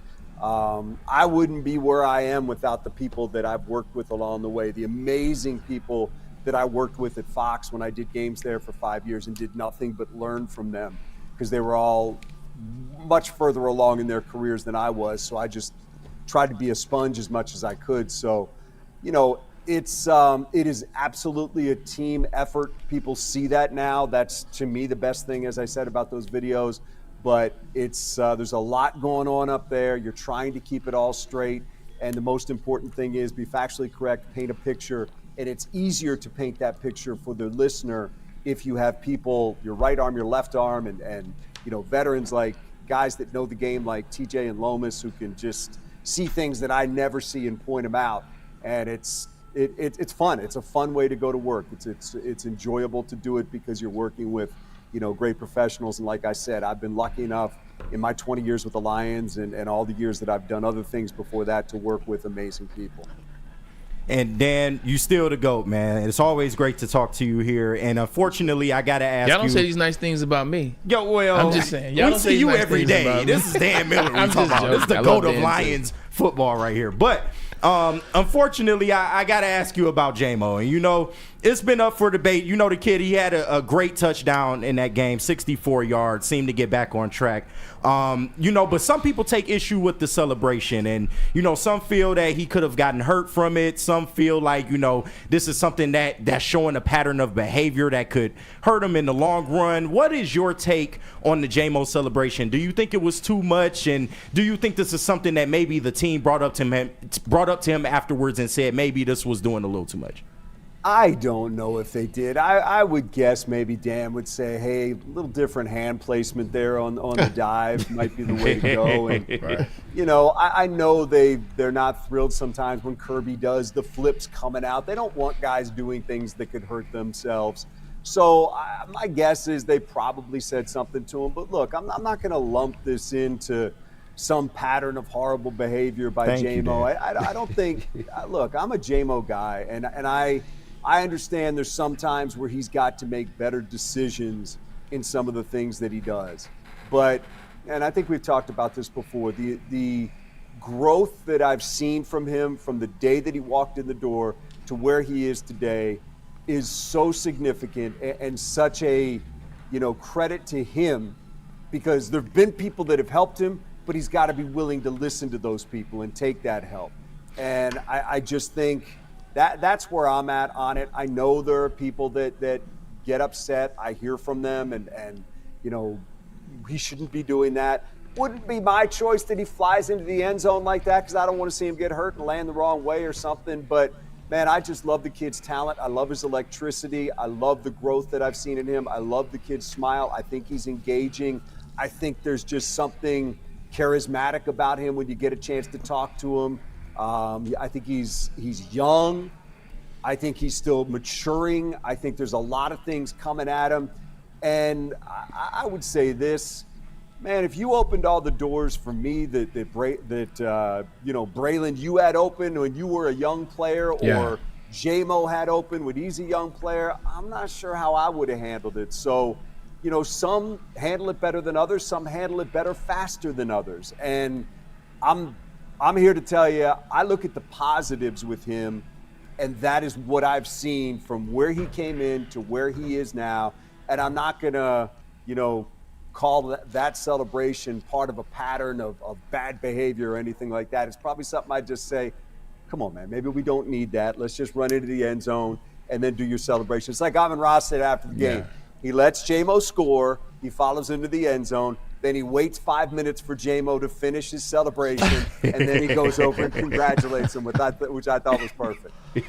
Dan, I can tell you that I was not par for the course. It took me a minute to understand how to be mature, but you're absolutely correct. Same. It takes time. It takes the right players. You brought up the person who I wanted to finish out. It's not a lot to talk about this Detroit Lions team. They're so good. If you're not talking injuries, you're talking about the offense. But it's Amon-Ra St. Brown. There was a moment in that game where you see Jamison Williams sitting on the bench to the left. You see Amon-Ra St. Brown sitting on the bench to the right. They're sitting side by side. J-Mo's like wagging he's kicking his feet. He's laughing. He's enjoying the moment. Amon-Ra St. Brown is quiet. He's focused. He's dialed in. They are day and night. But how good and how important Was it to get Amon-Ra St. Brown going? And I know he's a team guy. But to have him get 162, 2 touchdowns, and get that thing going. 11 for 11. He's an all-pro wide receiver. Sometimes you got to get those guys going. Yeah, he's unbelievable, and it is top to bottom with him. It is work ethic, talent, coming together to form an all-pro football player, and he is an all-pro football player. And I don't put any limits on what he can ultimately become, from a yearly all-pro to a Hall of Famer the day that he decides to hang him up. I think he's that good, and I just think, man, if everybody within their chosen field, whether you are a banker or a window washer or a cook or a sportscaster or whatever you do, if you had his relentless desire to be great and willingness to do whatever it was to be great, we'd all be a lot better at our jobs, because he is truly one of the most amazing athletes that I've seen in my 43, 44 years of doing this. And I have such an appreciation for him.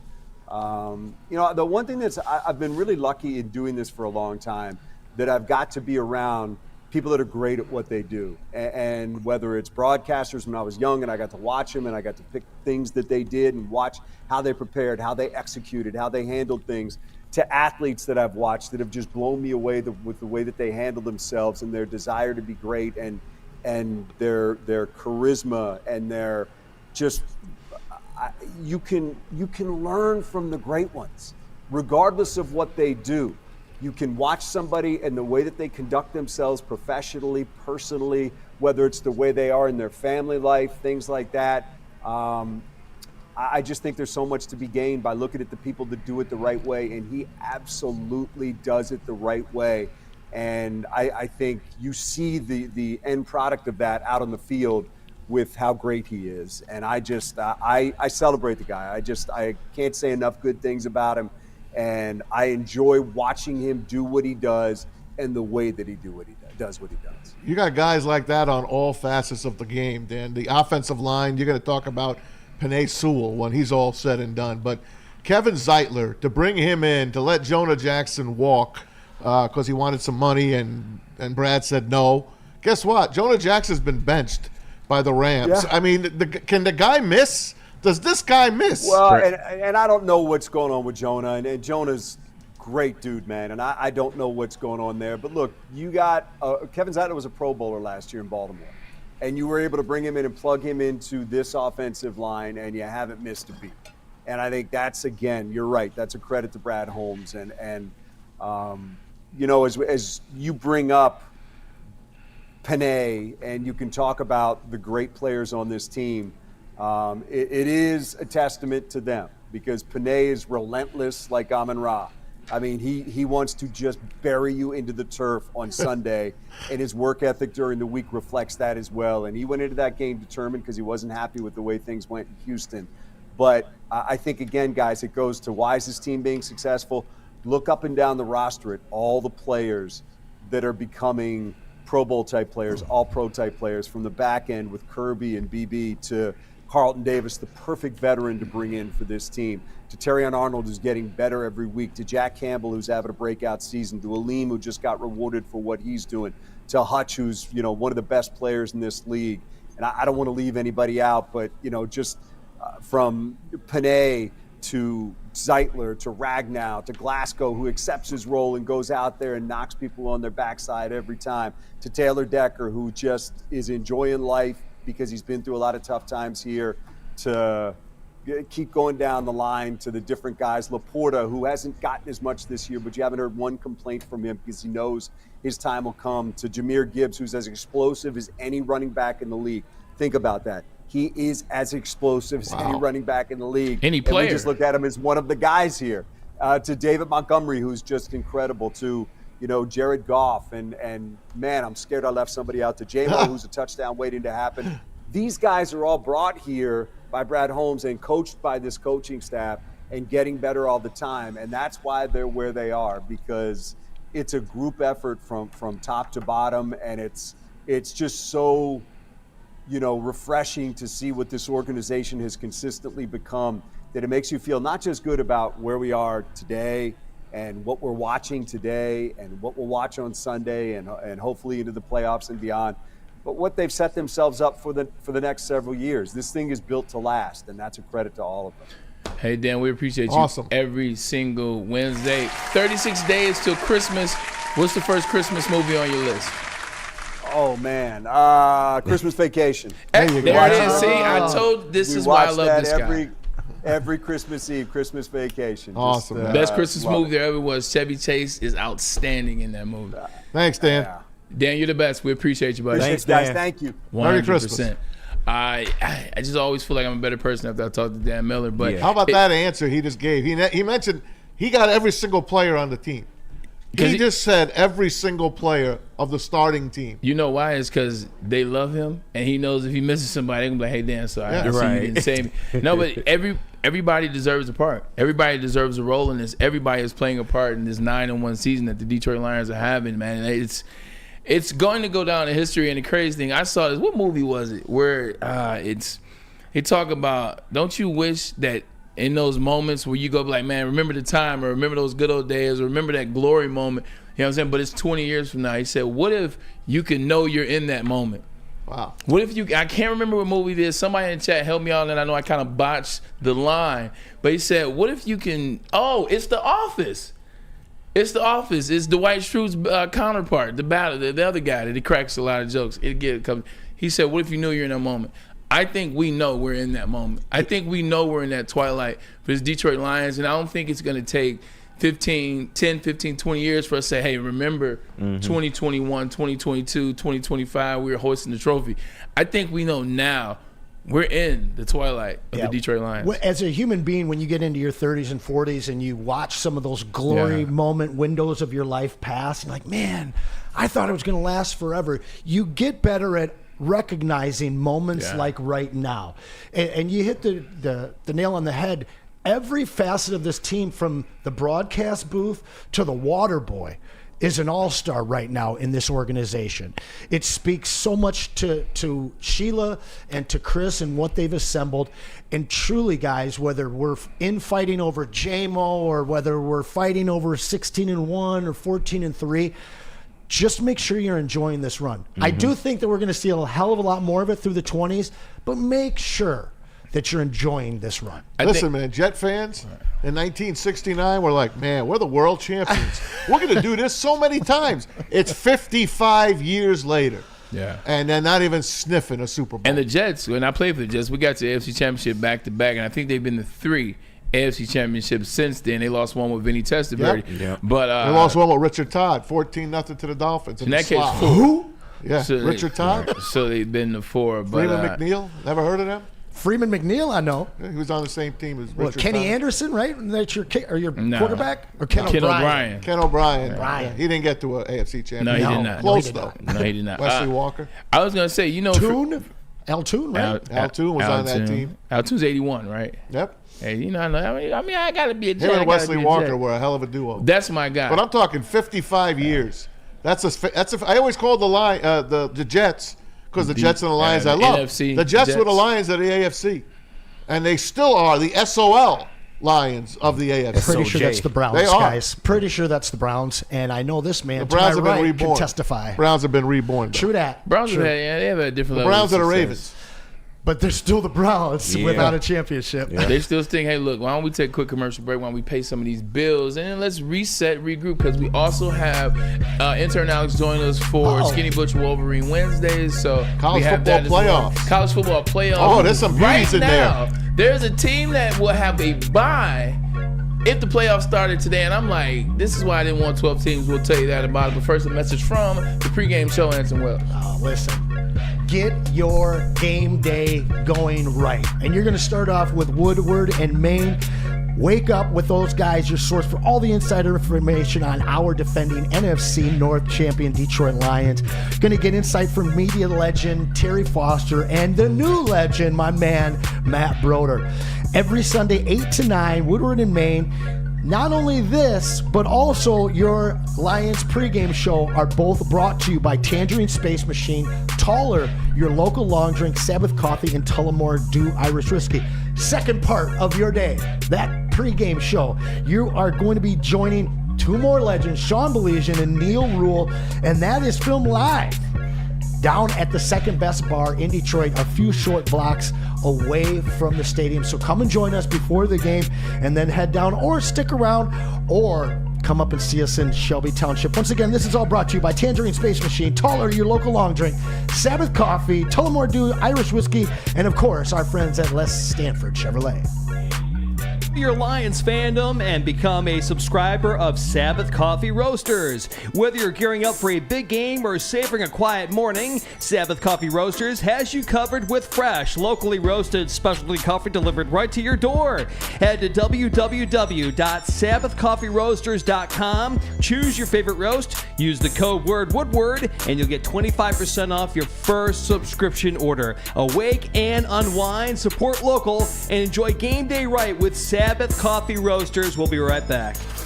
Can't get enough Lions coverage? Make sure you catch all Woodward sports shows every game day. Wake up with Woodward and Maine, giving you the latest insight into the Lions locker room and press conferences. Then join the Lions pregame show, highlighting key matchups, injuries, and what to watch for during the game. Follow all the ups and downs of the live game action with our Woodward Watch Party live on YouTube and woodwardsports.com. After the game, check out the instant fan and host reactions with the Lions postgame show. Every game, it's wall-to-wall, kneecap-biting, high-fiving, chest-pumping Lions coverage. Hell yeah! Only at Detroit's #1 sports network, Woodward Sports. Woodward Sports, let's go. You're an ugly guy. That's okay, because you have a hot girl on your arm. Now Woodward Sports and Les Stanford want to reward you for outkicking your coverage. I am ugly as by traditional standards. That's right. If your significant other's hotter than you can win tickets to the Thanksgiving Day game in Detroit. So find the best pic of her with the average-looking you and post it on X or Instagram. U-E-L-I-N, you ain't got no alibi, you ugly. What? You ugly. Make sure you tag at Woodward Sports and follow us Twitter. We'll announce the winner November 25th. Then you and your much better-looking lady will get tickets to watch Dan Campbell and the Kneecappers. We're going to buy the kneecap off. Inside a Ford Field on Thanksgiving. So find the best pic of her and the worst pic of you. And show us all how you outkicked your coverage. Mama said you ugly, hey! From Woodward Sports and Les Stanford, a network for the city, by the city. Woodward Sports is Detroit sports. How do people feel about getting a Planet Fitness membership for $15 a month? How do they like working out in a clean and spacious gym that's filled with equipment for every workout?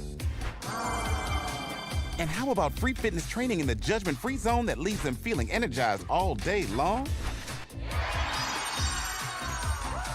Join Planet Fitness today with the free PF app, online or in club, and start getting that big fitness energy for $15 a month. The most talked about Detroit media by other Detroit media, and we love it. It's the Woodward Sports Network. Walk into any Lady Jane's Haircuts for Men today. Open 7 days a week. Sit back, relax, and enjoy precision haircut, scalp massage, hot leather neck shave, and hot towel treatment from one of our talented stylists. Step up your game this season and take advantage of our $20 haircut special. Scan the QR code and get your coupon today. Lady Jane's Haircuts for Men, the ultimate haircut experience. Open 7 days a week. Walk-ins always welcome. Lady Jane's Haircuts for Men. It's wicked awesome. Is that an octopus in your pants, or are you just happy to see me? See what I did there? Go Red Wings! From Octopi Experts, Woodward Sports. You guys are hilarious. You know what else is hilarious? You only have a limited time to get these signature wings from Soroki's. We're the real fans' favorite. This is where you need to be at, man. Them lemon pepper wings, fire. And I know everybody says they have lemon pepper wings, but they got lemon pepper wings, and they are fire. Look, if that's not your thing, you can still get the crispy chicken, the pizza pies that resemble Pizza New York. pies. Pizza I like pies. that. There you go, man. I like the And pie. then the fountain sodas, and also those honey biscuits that Anson craves so much. Signature wings at Soroki's with a real fan's favorite. Pull up on us now. Or if you want to win some money, you need to go to Caesar Sportsbook. Scan the QR code above my head. You get up to $1,000 in bets. If you lose that bet, you get it back in the bonus bet. Say what? All you got to do, I'm telling you, all you can do is use that promo code. It's Woodward 1000, all caps. You get the bets. We put them in Thursday. We've been hiding this NFL stuff. Thursday, we got some bets coming up. Just got to have this first to get paid. Caesar Sportsbook, where it's at. Braylon, there is nothing funny about those flavored wings being limited because they are amazing, and It's I funny if am you don't scared if you about them don't get- going away. It's funny if you don't take part in them now, because we told you. Oh man, they're amazing. Honestly, They got to find a way to keep them, to be real. Because we told you, man, yeah, we talked. Dan Miller, we just said it. It's not a lot to talk about. This Detroit Lions team playing so well. You talk about injuries, and then you can talk about what? All right. How good are they? I got a little something. How good are they? Oh, But they could have got 7 yards. Oh, they could have got a touchdown on that play. Well, but they got a touchdown anyway, they 2 were plays later. 9.5 yards a play, and then they finished 8.8. How fast did Jameer run? He could have went a couple miles. He quicker. could have got to 22. Yeah, he could have got to to 22. Slow I'm going to down. call my shot right now, real quickly. I don't want to say concerned or worried because I know you guys are semantic warriors in the chat, but there's something on my mind for next season is the offensive line. Zach Martin will be a Detroit Lion next year. He's broken down. No, man. he's not. He's beat Yes, down. he is. You think so? He's beat down. I think done. he fits this team so damn well. He's done. That's the type of signing that these guys like, though. A little bit beaten down, get him into this staff, build him back up, and save some money. Yeah, but Zyler was a Pro Bowler last year at 13. True. Yeah, like He's got, what, 9 out of 10 years, Zach Martin? Yeah, but because the last 2 years he hasn't made the Pro Bowl. He got 9 Pro Bowls, though. So he got 9 or 11. Okay. He's been with this last Cowboy team. It's probably aged him 10 years. He wants to leave. Yeah, okay. And he ain't the only one. He tried to leave last year, and they paid him. And we are a destination now, gentlemen. We are. We are. And We are truly a You know who destination. isn't a destination? Oh, who isn't a The destination, New York man? Jets. Ooh, not at all. Let me, and I know we talk a lot of getting Jets that here one. because they are a story, guys. A little too much. Let me give you the latest. Yeah. Woody Johnson is the owner. This is, He is a manipulator. He just fired Joe Douglas. They fired, of course, Robert Saleh. Look at the stuff that this owner has done on his own. He has went out and he fired Robert Saleh without asking anybody. That was the first thing he did. And then in week 4, when they lost to the Broncos, they couldn't score a touchdown. He wanted to bench Aaron Rodgers. But Joe Douglas talked him out of it and said, look, you can't do that to Aaron. It's embarrassing. And I don't know how the team will react. We got to keep riding it out. That's just 2 of the things that he has put his foot on. Can you read some of the others? Johnson blocked Bryce Huff, who we actually wanted here in Detroit in the offseason last year. Blocked Bryce Huff's extension wishes from Douglas. It's not very often that a GM goes on record and says, hey, look, this is a guy that you want to get an extension because of how good he's playing. Well, Woody Johnson said to hell with that. Then he nixed Douglas' trade, offering Lazard and a day 2 pick for Jerry Jeudy. Jerry Jeudy is a receiver that definitely could have helped. Lazard. And Alan Lazard. Jerry Jeudy definitely could have helped him, but here's Woody Johnson yet again nixing that trade. And then Woody Johnson, the mismanagement of JD escalated after forcing Douglas to fire close friend Rex Hogan. Following the move, it's theorized Douglas told staffers Woody should just fire me now. And the list goes on. It gets juicy. When Chad Alexander, down. Douglas' advisor, left for the Chargers, Johnson blocked Douglas from replacing him, further diminishing his authority. Hassan Reddick, you know about him. He's been waiting to play forever. Hassan Reddick held out after Johnson refused to negotiate the contract extension, which, if you remember, the stipulation for Hassan Reddick getting traded was he had to be offered a long-term deal. Tyron Smith, you heard of him, and Mike Williams' signings were both Johnson-driven. Woody Johnson is an individual that knows names, not necessarily how they work with your team. Johnson pushed for Devontae Adams' trade. I don't have a problem with that. It just hasn't worked out. Johnson benched Tony Adams against the wishes of the coaching staff, Anson Wells. You know, Maz, you and I were talking about this. Week 4, Woody Johnson came into the staff and said he wanted to bench Aaron Rodgers. So why do all of these moves or blocking of moves look like they are catering to Aaron Rodgers when you're now going on record basically and saying that this guy's not going to be in New York next year? I don't get it. I guess because the coaching staff said we got to ride it out. We have nobody else. You do have Tyrod Taylor, but you're not benching Aaron Rodgers for Tyrod Taylor. Now, Rich Cimini, who covers the Jets for the Post, I know Rich for ESPN, We've had Rich on the show. Yeah, he said he'll be shocked if Aaron Rodgers returns. Now listen to this: if he does return, they owe him $35 million. If they cut him, 46. They get $49 million against the cap. Yep. Yikes. So what do you want? You want to give Aaron Rodgers $35 million, or do you want to hit a $49 million cap hit? You screwed either way. Now, does that get cut I in take half 35 and after put him on the June? bench. I don't know. What'd you say? I take 35 and put him on the bench. Cut your losses, get in the draft, and just start over. Yeah, You're probably gonna lose. He can't be on the team if you're gonna bench him. He can't be on the Another team. $14 million though. Yeah, I mean this is the price you pay. Yeah. You created this monster. You so got yeah, it. It's you a gotta eat monster, it. man. Yeah, It you is. got It's to eat horrible. $49 million. It is terrible. You want to know the worst thing? Start over. The Jets can actually sign Daniel Jones for nothing next year and like stick it to the Giants and then have Daniel Jones play on the other side of Giant Stadium for them for free. I would pay for the minimum. money for them to sign. I would do that. I would do that if you got the right coach. I'd be so mad if I lived in New York. Jones in my locker room. Really? He's He's a good guy. Maz, why would you do that? According to You who? said you would do it. Why would Listen, you? all his Giant teammates have Okay. come to his defense, and they said, "You guys talking about the Giant management? Yeah. You guys have botched this. You guys embarrassed him. You guys did him wrong. They're on his side. Wow. There might be a couple guys there that say, "Hey, get me a real quarterback." I heard some but things. they loved. I'm just telling you what I'm reading. Yeah. I'm not there in the I locker mean, room. just because they You like can him don't say mean he neither can am I. play. That's my thing. Like, why would you do that if you're the Jets? I think he's better than what he's been showing. It's safe to say that these two New York franchises, They're the Giants dumpster and Jets, they are an embarrassment. Yeah. Both teams should obviously fire their entire staff. Can they just merge their rosters and make one Just like one team. One like 9 and 8 That'd be a team? good team. No, they'd be about 9 and 8. Nah, they win at least 10 Maybe. or 11 games. Spoken like a New Yorker. All right, look, we'll take a quick commercial break because we got the man, the myth, the legend. Intern Alex on the line right now. We want to bring him in and talk about this 12 ranking system in NCAA football. But first, a message from the post-game show, which is me. Oh, that's you, that's right. because I'm you're the sorry. show. Well, listen, man, when you got I thought you handsome liked the guys switch when over he's on. here, I like it. name the heavyweights, you got these handsome guys up here. I told you how to start your day.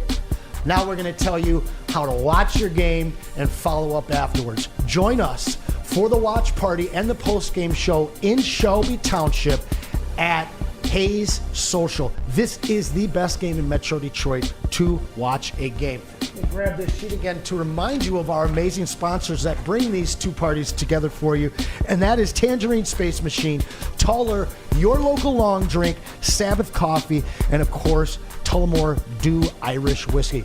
Come out and join us. Get downtown before the game, and then come up to Shelby Township for the game, and we'll have some fun afterwards as well. And Anson, I'm so glad you brought up New Holland because I'm here to tell the people about New Holland Taller, man. It's the Dutch long drink from New Holland Brewing Company, made right here in the great state of Michigan, and these things are addictive, man. They made with all natural flavors. You got small batch gin, 100% real grapefruit for a fresh and delicious flavor. You can get them anywhere. Total Wine, Meyer, you name it, you can get it. It is Taller, your local long drink. It's bear hunting season, and Dan Alex, Campbell there? is hungry for some kneecaps. If you can just get a hold of them and you start dragging their ass out to the deep, dark abyss, you can drown them. The Kings of the North are back for another year of the brand new Lions. Make sure you're locked in to Detroit's #1 sports network for all the news and info on your Detroit Lions. Woodward Sports, let's go. You're an ugly guy. That's okay, because you have a hot girl on your arm. Now Woodward Sports and Les Stanford want to reward you for outkicking your coverage. I am ugly as by traditional standards. That's right. If your significant other's hotter than you can win tickets to the Thanksgiving Day game in Detroit. So find the best pic of her with the average-looking you and post it on X or Instagram. You BLIN, you ain't got no alibi, you ugly. What? You ugly. Make sure you tag at Woodward Sports and follow us to enter. We'll announce the winner November 25th. Then you and your much better-looking lady will get tickets to watch Dan Campbell and the Kneecappers We're going to buy the kneecap off. inside of Ford Field on Thanksgiving. So find the best pic of her and the worst pic of you, and show us all how you outkicked your coverage. Your mama said you ugly. Hey. From Woodward Sports and Les Stanford, a network for the city, by the city. Woodward Sports is Detroit sports. How do people feel about getting a Planet Fitness membership for $15 a month? How do they like working out in a clean and spacious gym that's filled with equipment for every workout? And how about free fitness training in the judgment-free zone that leaves them feeling energized all day long? Join Planet Fitness today with the free PF app, online or in club, and start getting that big fitness energy for $15 a month. The most talked about Detroit media by other Detroit media, and we love it. It's the Woodward Sports Network. Walk into any Lady Jane's Haircuts for Men today. Open 7 days a week. Sit back, relax, and enjoy precision haircut, scalp massage, hot leather neck shave, and hot towel treatment from one of our talented stylists. Step up your game this season and take advantage of our $20 haircut special. Scan the QR code and get your coupon today. Lady Jane's Haircuts for Men, the ultimate haircut experience. Open 7 days a week. Walk-ins always welcome. Lady Jane's Haircuts for Men, it's wicked awesome. Love Woodward Sports? Love wearing clothes? Then you should be wearing Woodward Sports clothes. Check out our full line of merch at woodwardsports.com. Just click on shop. We have all your favorite designs, like Dan Campbell kneecaps, Woodward golf, and of course, our own logoed out merchandise. Men, women, infants, kids all love Woodward Sports. Impress your friends. Impress your boss. Impress your dog. Buy Woodward Sports merch today. A ton of fun, a ton of sports, and a ton of man meat. Welcome to the Woodward Heavyweights, live daily 5 to 7 p.m. on Woodward Sports. Hey, everybody out there, head to shop.woodwardsports.com right now. We have reloaded with some of the latest and greatest and newest Detroit sports merch. I said reloaded, baby. You can get the fresh new Lions gear. We got exciting new Pistons gear, some great Red Wings gear as well. And then after you're done wearing all that Lions gear through the end of February, spring training is going to start, so get yourself some Tigers gear as well. Shop.woodwardsports.com is your home for the best Detroit sports merch. Also your home for the best Lions pregame show. Every Lions home game, it is the second best bar, located at 42 Watson Street for the ultimate fan experience, brought to you by the smooth Tullamore Dew Irish Whiskey. And you can enjoy some of that while catching the best Lions pre-game show in all of Metro Detroit, better than the flagship, and only at the second best bar. Come get some. It's Wednesday, so that means it is Skinny Bitches Wolverine Wednesday, featuring my man intern Alex. Alex, how you doing, brother? I'm doing pretty good. You know, it's kind of a gloomy day. It's kind of winding down, but we're still doing good. We were just talking about how gloomy it was out there. It's horrible looking outside. It's even getting darker and darker. It almost kind of looks like a Edgar Allan Poe now. We got the tinted windows here that makes it even look darker than it is. Right. These tinted windows. Reverse these headphones. It's football weather, though. It is. No Michigan last week, so Michigan took off. I think that was good for everybody involved. But now here they are. Last home game of the year. It's Northwestern. What are your thoughts on this game going into it's the last one? It's also probably Michigan's last good opportunity to get bowl eligible.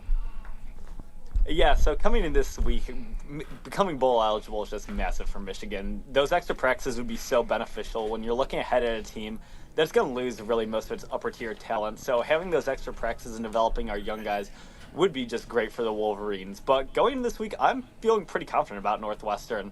Watching their game last week against Ohio State, they started off hot, but they kind of got in their own head and kind of crumbled. And then looking at the stats to back it up, I feel like this should just be a game that Michigan should completely win. Northwestern somehow is a worse offense than Michigan. They're one of the worst in America. They have more interceptions on offense than they have passing touchdowns. They only convert 30% of their third downs. And then in addition to all that, they're only 121st in the country in rushing offense. So this should be a game where they miss Pat Fitzgerald, huh? Footing. Oh, they really do. I mean, they're a cyclical school. They had a great year last year. That's why Braun won Big Ten Coach of the Year last year. But right now, things aren't going great. And then to go with all that, they're 101st in the country in passing defense right now. So of the main components of the game, the only thing they're really good at doing is stopping the run, which is kind of unfortunate because the run game's been a little missing for Michigan the past few weeks. And you'd hope this would be a week they would be able to get it going and find some rhythm before Ohio State. But all things considered, I think this is a pretty winnable game for Michigan. They should become bowl eligible. Alex, Woodward Sports Ultra fan and Wolverine Ultra fan, Mike G wants me to ask you how many vodkas he's going to need at Skeepers to be able to watch this game. Skeeps. Scorekeepers, right? He's going to need 0 at Skeeps this week. Skeeps. This should be a game where, yes, you might see some of the typical problems where maybe third and long bites of Michigan, maybe the pass game doesn't get it going, but I think all things considered, this game should be pretty no sweat for Michigan, which we haven't really had many games like that this year, but Northwestern just had a really tough week last week against Ohio State, are going to come in probably a little banged up, a little tired, and Michigan should just handle this one pretty easily. Hey, Alex, welcome to the show again. We love having you, bud. And how about any news on Bryce Underwood? Has he been seen? I've heard that perhaps Michigan might lock up one of his receiving buddies. Does that mean that there's still an opportunity to get the number 1 quarterback in the country to stay in Michigan? Yeah, I mean, until he steps on campus in Baton Rouge, there's always an opportunity for Michigan. Michigan did secure the commitment from Elijah Dotson, who plays wide receiver and will probably play safety at Michigan, but is on Belleville with Bryce Underwood. And then last weekend, Bryce Underwood's season came to an end. I was at the game. I saw Braylon at the game. I was just about to say, you got to tell him the best part. Against Catholic Central. Yeah, we saw it. So you have to imagine now that his season being over, he can really focus on the recruiting aspect. And with the early signing day coming up on December 4th, the first day of the early signing period, you really hope that the decision comes one way or the other, where obviously you want him to come to Michigan. However, you really want to have him make a decision earlier so Michigan can pivot to other players. But one big takeaway I had from that game he had against Catholic Central last week, and Braylon, you can maybe back me up, but Michigan really needs to get a transfer portal quarterback, because while Bryce looks like an NFL player, he's big, physical, has a great arm, all that, he was still very raw. He threw into double coverage too many times. There were some bad sacks he took, ran too far backwards. Michigan really needs someone who can be a transfer portal quarterback and can come in and make a difference immediately. Absolutely. One of the things that we talk about on the show, and look, I saw the same things you saw. Like when you see the highlights, it's like, man, this guy is special. But to your point, just a little nuances in between the tackles. You see a lot of that. This is what we've been talking about. If you're going to spend that money, if you're going to pay $10 million or whatever the package sets up, why don't you get a guy that's proven? Why don't you get a guy that's gone out there and started the conference? He's led a team. You understand what you're getting in return versus this quarterback that's coming here based on 7-on-7 type style camps and playing. KG, I think you had a question. Yeah. Alex, my dog, good to talk to you again, man. And, it's all this talk about the quarterback, which obviously Michigan needs a quarterback. But, with them getting into this NIL program now, and it seems like they are willing to pay money to go get positions of need, what are some positions that you think this team needs going forward in the future, in your opinion, or some positions that you would like to see them fill going into next season? Outside of quarterback, wide receiver is the first and obvious one. Michigan currently is the only team in Division I FBS without a passing play above 40 yards on the season right now. So they really have to go out and find some difference makers on that side of the ball. Have some good guys coming in the recruiting class at the moment who are committed, but you obviously want to find some proven college potential. And then you just want to reload the positions you've done pretty well at. But like defensive tackle, for example, we're losing 2 first-round picks in Kenneth Grant and Mason Graham. Even though Rayshon Benny's looked good, and then we have some other guys who are coming up, like Ike Awana's had more playtime, I wouldn't mind Michigan going out and finding some more proven entities. And then also on the defensive back end in the secondary, I think Michigan could really benefit from finding a safety in the portal. If a good cornerback comes out, that'd be good, but they really shouldn't be field too set at any position, I feel. This has been a team that we're talking about in Week 11 trying to become bowl eligible, something we haven't talked about in years at Michigan. So, they shouldn't be stingy with the portal. They should go out and try to find some difference makers. Alex, where are you with college football rankings they've come out again? So now we know who the top 12 teams are in the country per the commission, if you will. Where are you with this first year looks like for the 12-team playoff system? Where are you on the teams? And also the potential for there to be a back-to-back game as Texas and Texas A&M could play back-to-back. They could play in the SEC championship, and then I think they could play in the college football playoff. Yeah, I mean, one of my biggest takeaways about the 12-team playoff right now is kind of more about conference realignment, and it's really hard to figure out who are the best teams in these mega conferences. You have this weird little game of rock, paper, scissors going on with the Alabama, Ole Miss, Georgias. of the world, you have the potential for a Texas Tech A&M meeting twice in a row. Now, that might be kind of hard given the fact that Georgia beat Tennessee last week. But one thing that's kind of irking me is how inconsistent the committee really has been. For example, last night, I believe on the show, they were talking about how Arkansas was a good win for Texas, but it was simultaneously a bad loss for Tennessee. And I feel like they really have to pick and choose where they want to go. But one conference that people aren't talking about enough that is actually becoming super entertaining down the stretch is the Big 12. At the beginning of the year, we all talked about Colorado as kind of a meme and not a real football team, but they might be in this playoff, and that's going to be a team with the actual talent they have between Shadur and Travis Hunter. They could really potentially upset people and make a run. So I think it's super exciting, and it's going to be great to watch down the stretch. How about Michigan State? How do you think they're going to finish out the year? It's a good one. Given they got Purdue this weekend, who I think is the worst team in the Big Ten, that should be a pretty automatic win. And I think they'll finish out the season on a pretty strong note. Jonathan Smith is doing a great job over there in East Lansing, and I think he's going to bring the program back to become very solid in the Big Ten, and hopefully aims together a few good recruiting classes, and then Michigan State can maybe get back to where they were in the D'Antonio era. Maybe not the peak of it, but more towards the earlier side of the D'Antonio era, where they were a scary perennial upset type team. Wolverine Wednesday brought to you by Skinny Butcher. We thank you, Alex. I got to make sure that I show a little love because it's a Brown Nose Wednesday for me, says Maz. I love your objectivity. Yeah. I think you're fantastic at what you're doing. I know Bray's got something for you, but I just want to tip my hat to you because that's what I'm doing today. Yeah, well, thank you. Much appreciated. Always love coming on and talking ball with you guys. No, definitely. Anything new? What's going on with you? What's new in Ann Arbor? The man about town, my man Alex. What's going on in Ace Deuce? Not a ton new has been going on. We got finals coming up, so wrapping up the semester, and so that's kind of been the big thing that's really taking up everyone's attention. Tonight, though, me and my friends are actually going to be going down to the Toledo game, watching Toledo versus the Ohio Bobcats, because why not? It's a Wednesday. Little action. So, a little more fun than homework. So, yeah, that'll be fun, and that's experiencing some of the highest level of football, obviously, in the MAC, but it should be super fun. Wear your rain gear. Oh, I will. Yeah, we are much prepared for the action, so looking forward to it. Right. Alex, what's your take on Michigan hoops right now? Because Dusty May, the way he got these boys looking, man, I think they can make a run getting towards March. But what are you seeing from the Michigan basketball side of things? Because we a basketball school now.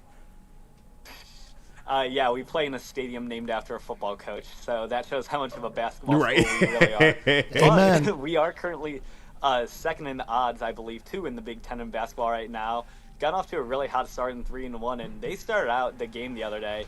I believe it was Monday. They started off really slow. They were playing sloppy with a lot of turnovers, but they still won by almost 30 points. So Dusty May came in, looks like an immediate difference maker, and I could see him being a coach at Michigan for a long time and potentially being the best coach in the history of the school. So it's a super exciting time. Yeah, take that, Breslin. Right. Take that, Breslin Center. Yo, Alex, we appreciate you tuning in with us every single Wednesday, and we appreciate you getting us caught up on what's going on in Michigan as well as the Big Ten and around NCAA. Thanks, Alex. Have fun in Ohio, We'll buddy. see you next week and enjoy Ohio. Stay dry, buddy. Thanks, Alex. That's the key, is staying dry. The weather's it's what's going on out here right now, I man? have You got no the fire clue. truck. There's a police tapping on this door right here. Is the lady? Is she passed out in the car or something? I don't know. I have no You got clue. the ambulance pulling up. I have no clue. The ambulance, as they say back in the day. The ambulance.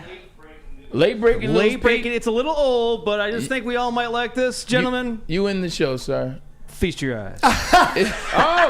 Is the McRib back? It's back.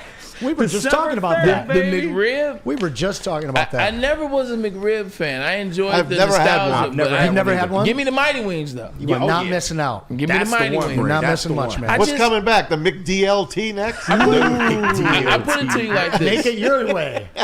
I can never see McDonald's doing ribs or fish. That's why I've never had a fillet of fish, and I've never had Their a filet McRib. of fish is excellent. You know what's But worse it's than like the McRib? I just can't see, because I didn't like fish till later in life. So I can't see eating fish at McDonald's. That's the best thing they My have mom on their says menu. that. My mom says that. The Everybody worst says thing? that. The only thing I don't like, it's on a hamburger bun. I don't like the hamburger bun. With The it. know what? Sometimes Shamrock you don't need to Shake know. is awful. Shamrock Shake. Shamrock awful. Shake. Where's this at? Oh, this is. Just That's to for St. remind, Patty's it's a Day. minty, Oh, yeah, no. gross shake made during St. Patty's it's Day. horrible. I will That's- eat black 4 people don't know nothing McRibs about before that. I put Right. I never even heard of that. Shamrock come on, shake. man. You never heard of that? It's a green Shamrock shake. You've shake. seen it. Avoid at all costs, Bray. Yeah, I'm not It's messing with green it, too. but You I'm want just no saying. part of it. Yeah, that was some green lager. You on look St. good Patty's Day. wearing it, but you don't want to. I purposely didn't wear green because I almost wore green today. but I had to be the Lions. I like your gear today. Appreciate blame you, that. man. There's a lot of We gotta go white see- meat, dark meat jokes going on right now. But There's a lot of what? You know, Ryan loves that dark meat. Ryan love that dark meat. She was like, I know you do. Like Ryan tried to say, wifey doesn't watch and she knows it's all for sure. I'm like, Yeah, you was pushing it. some stuff I say leery of. But look, man, we appreciate you guys for tuning in. This is Woodward Sports Network, Mighty Networks of Mavs. But on Wednesday, it turns into my man Anson Wells. Always appreciate you. Right, 10-1 this weekend, baby. On the show, 10-1. Yeah, we're going 10-1. I believe it. The Indianapolis Colts stand no chance for Pete Spivak. KG in the booth, Mavs on the couch. You see behind me. Scan, sign up, get your bets in, get yourself some money because Thanksgiving is here in 8 days. It means Black Friday is here in 9. We'll see you tomorrow and appreciate you.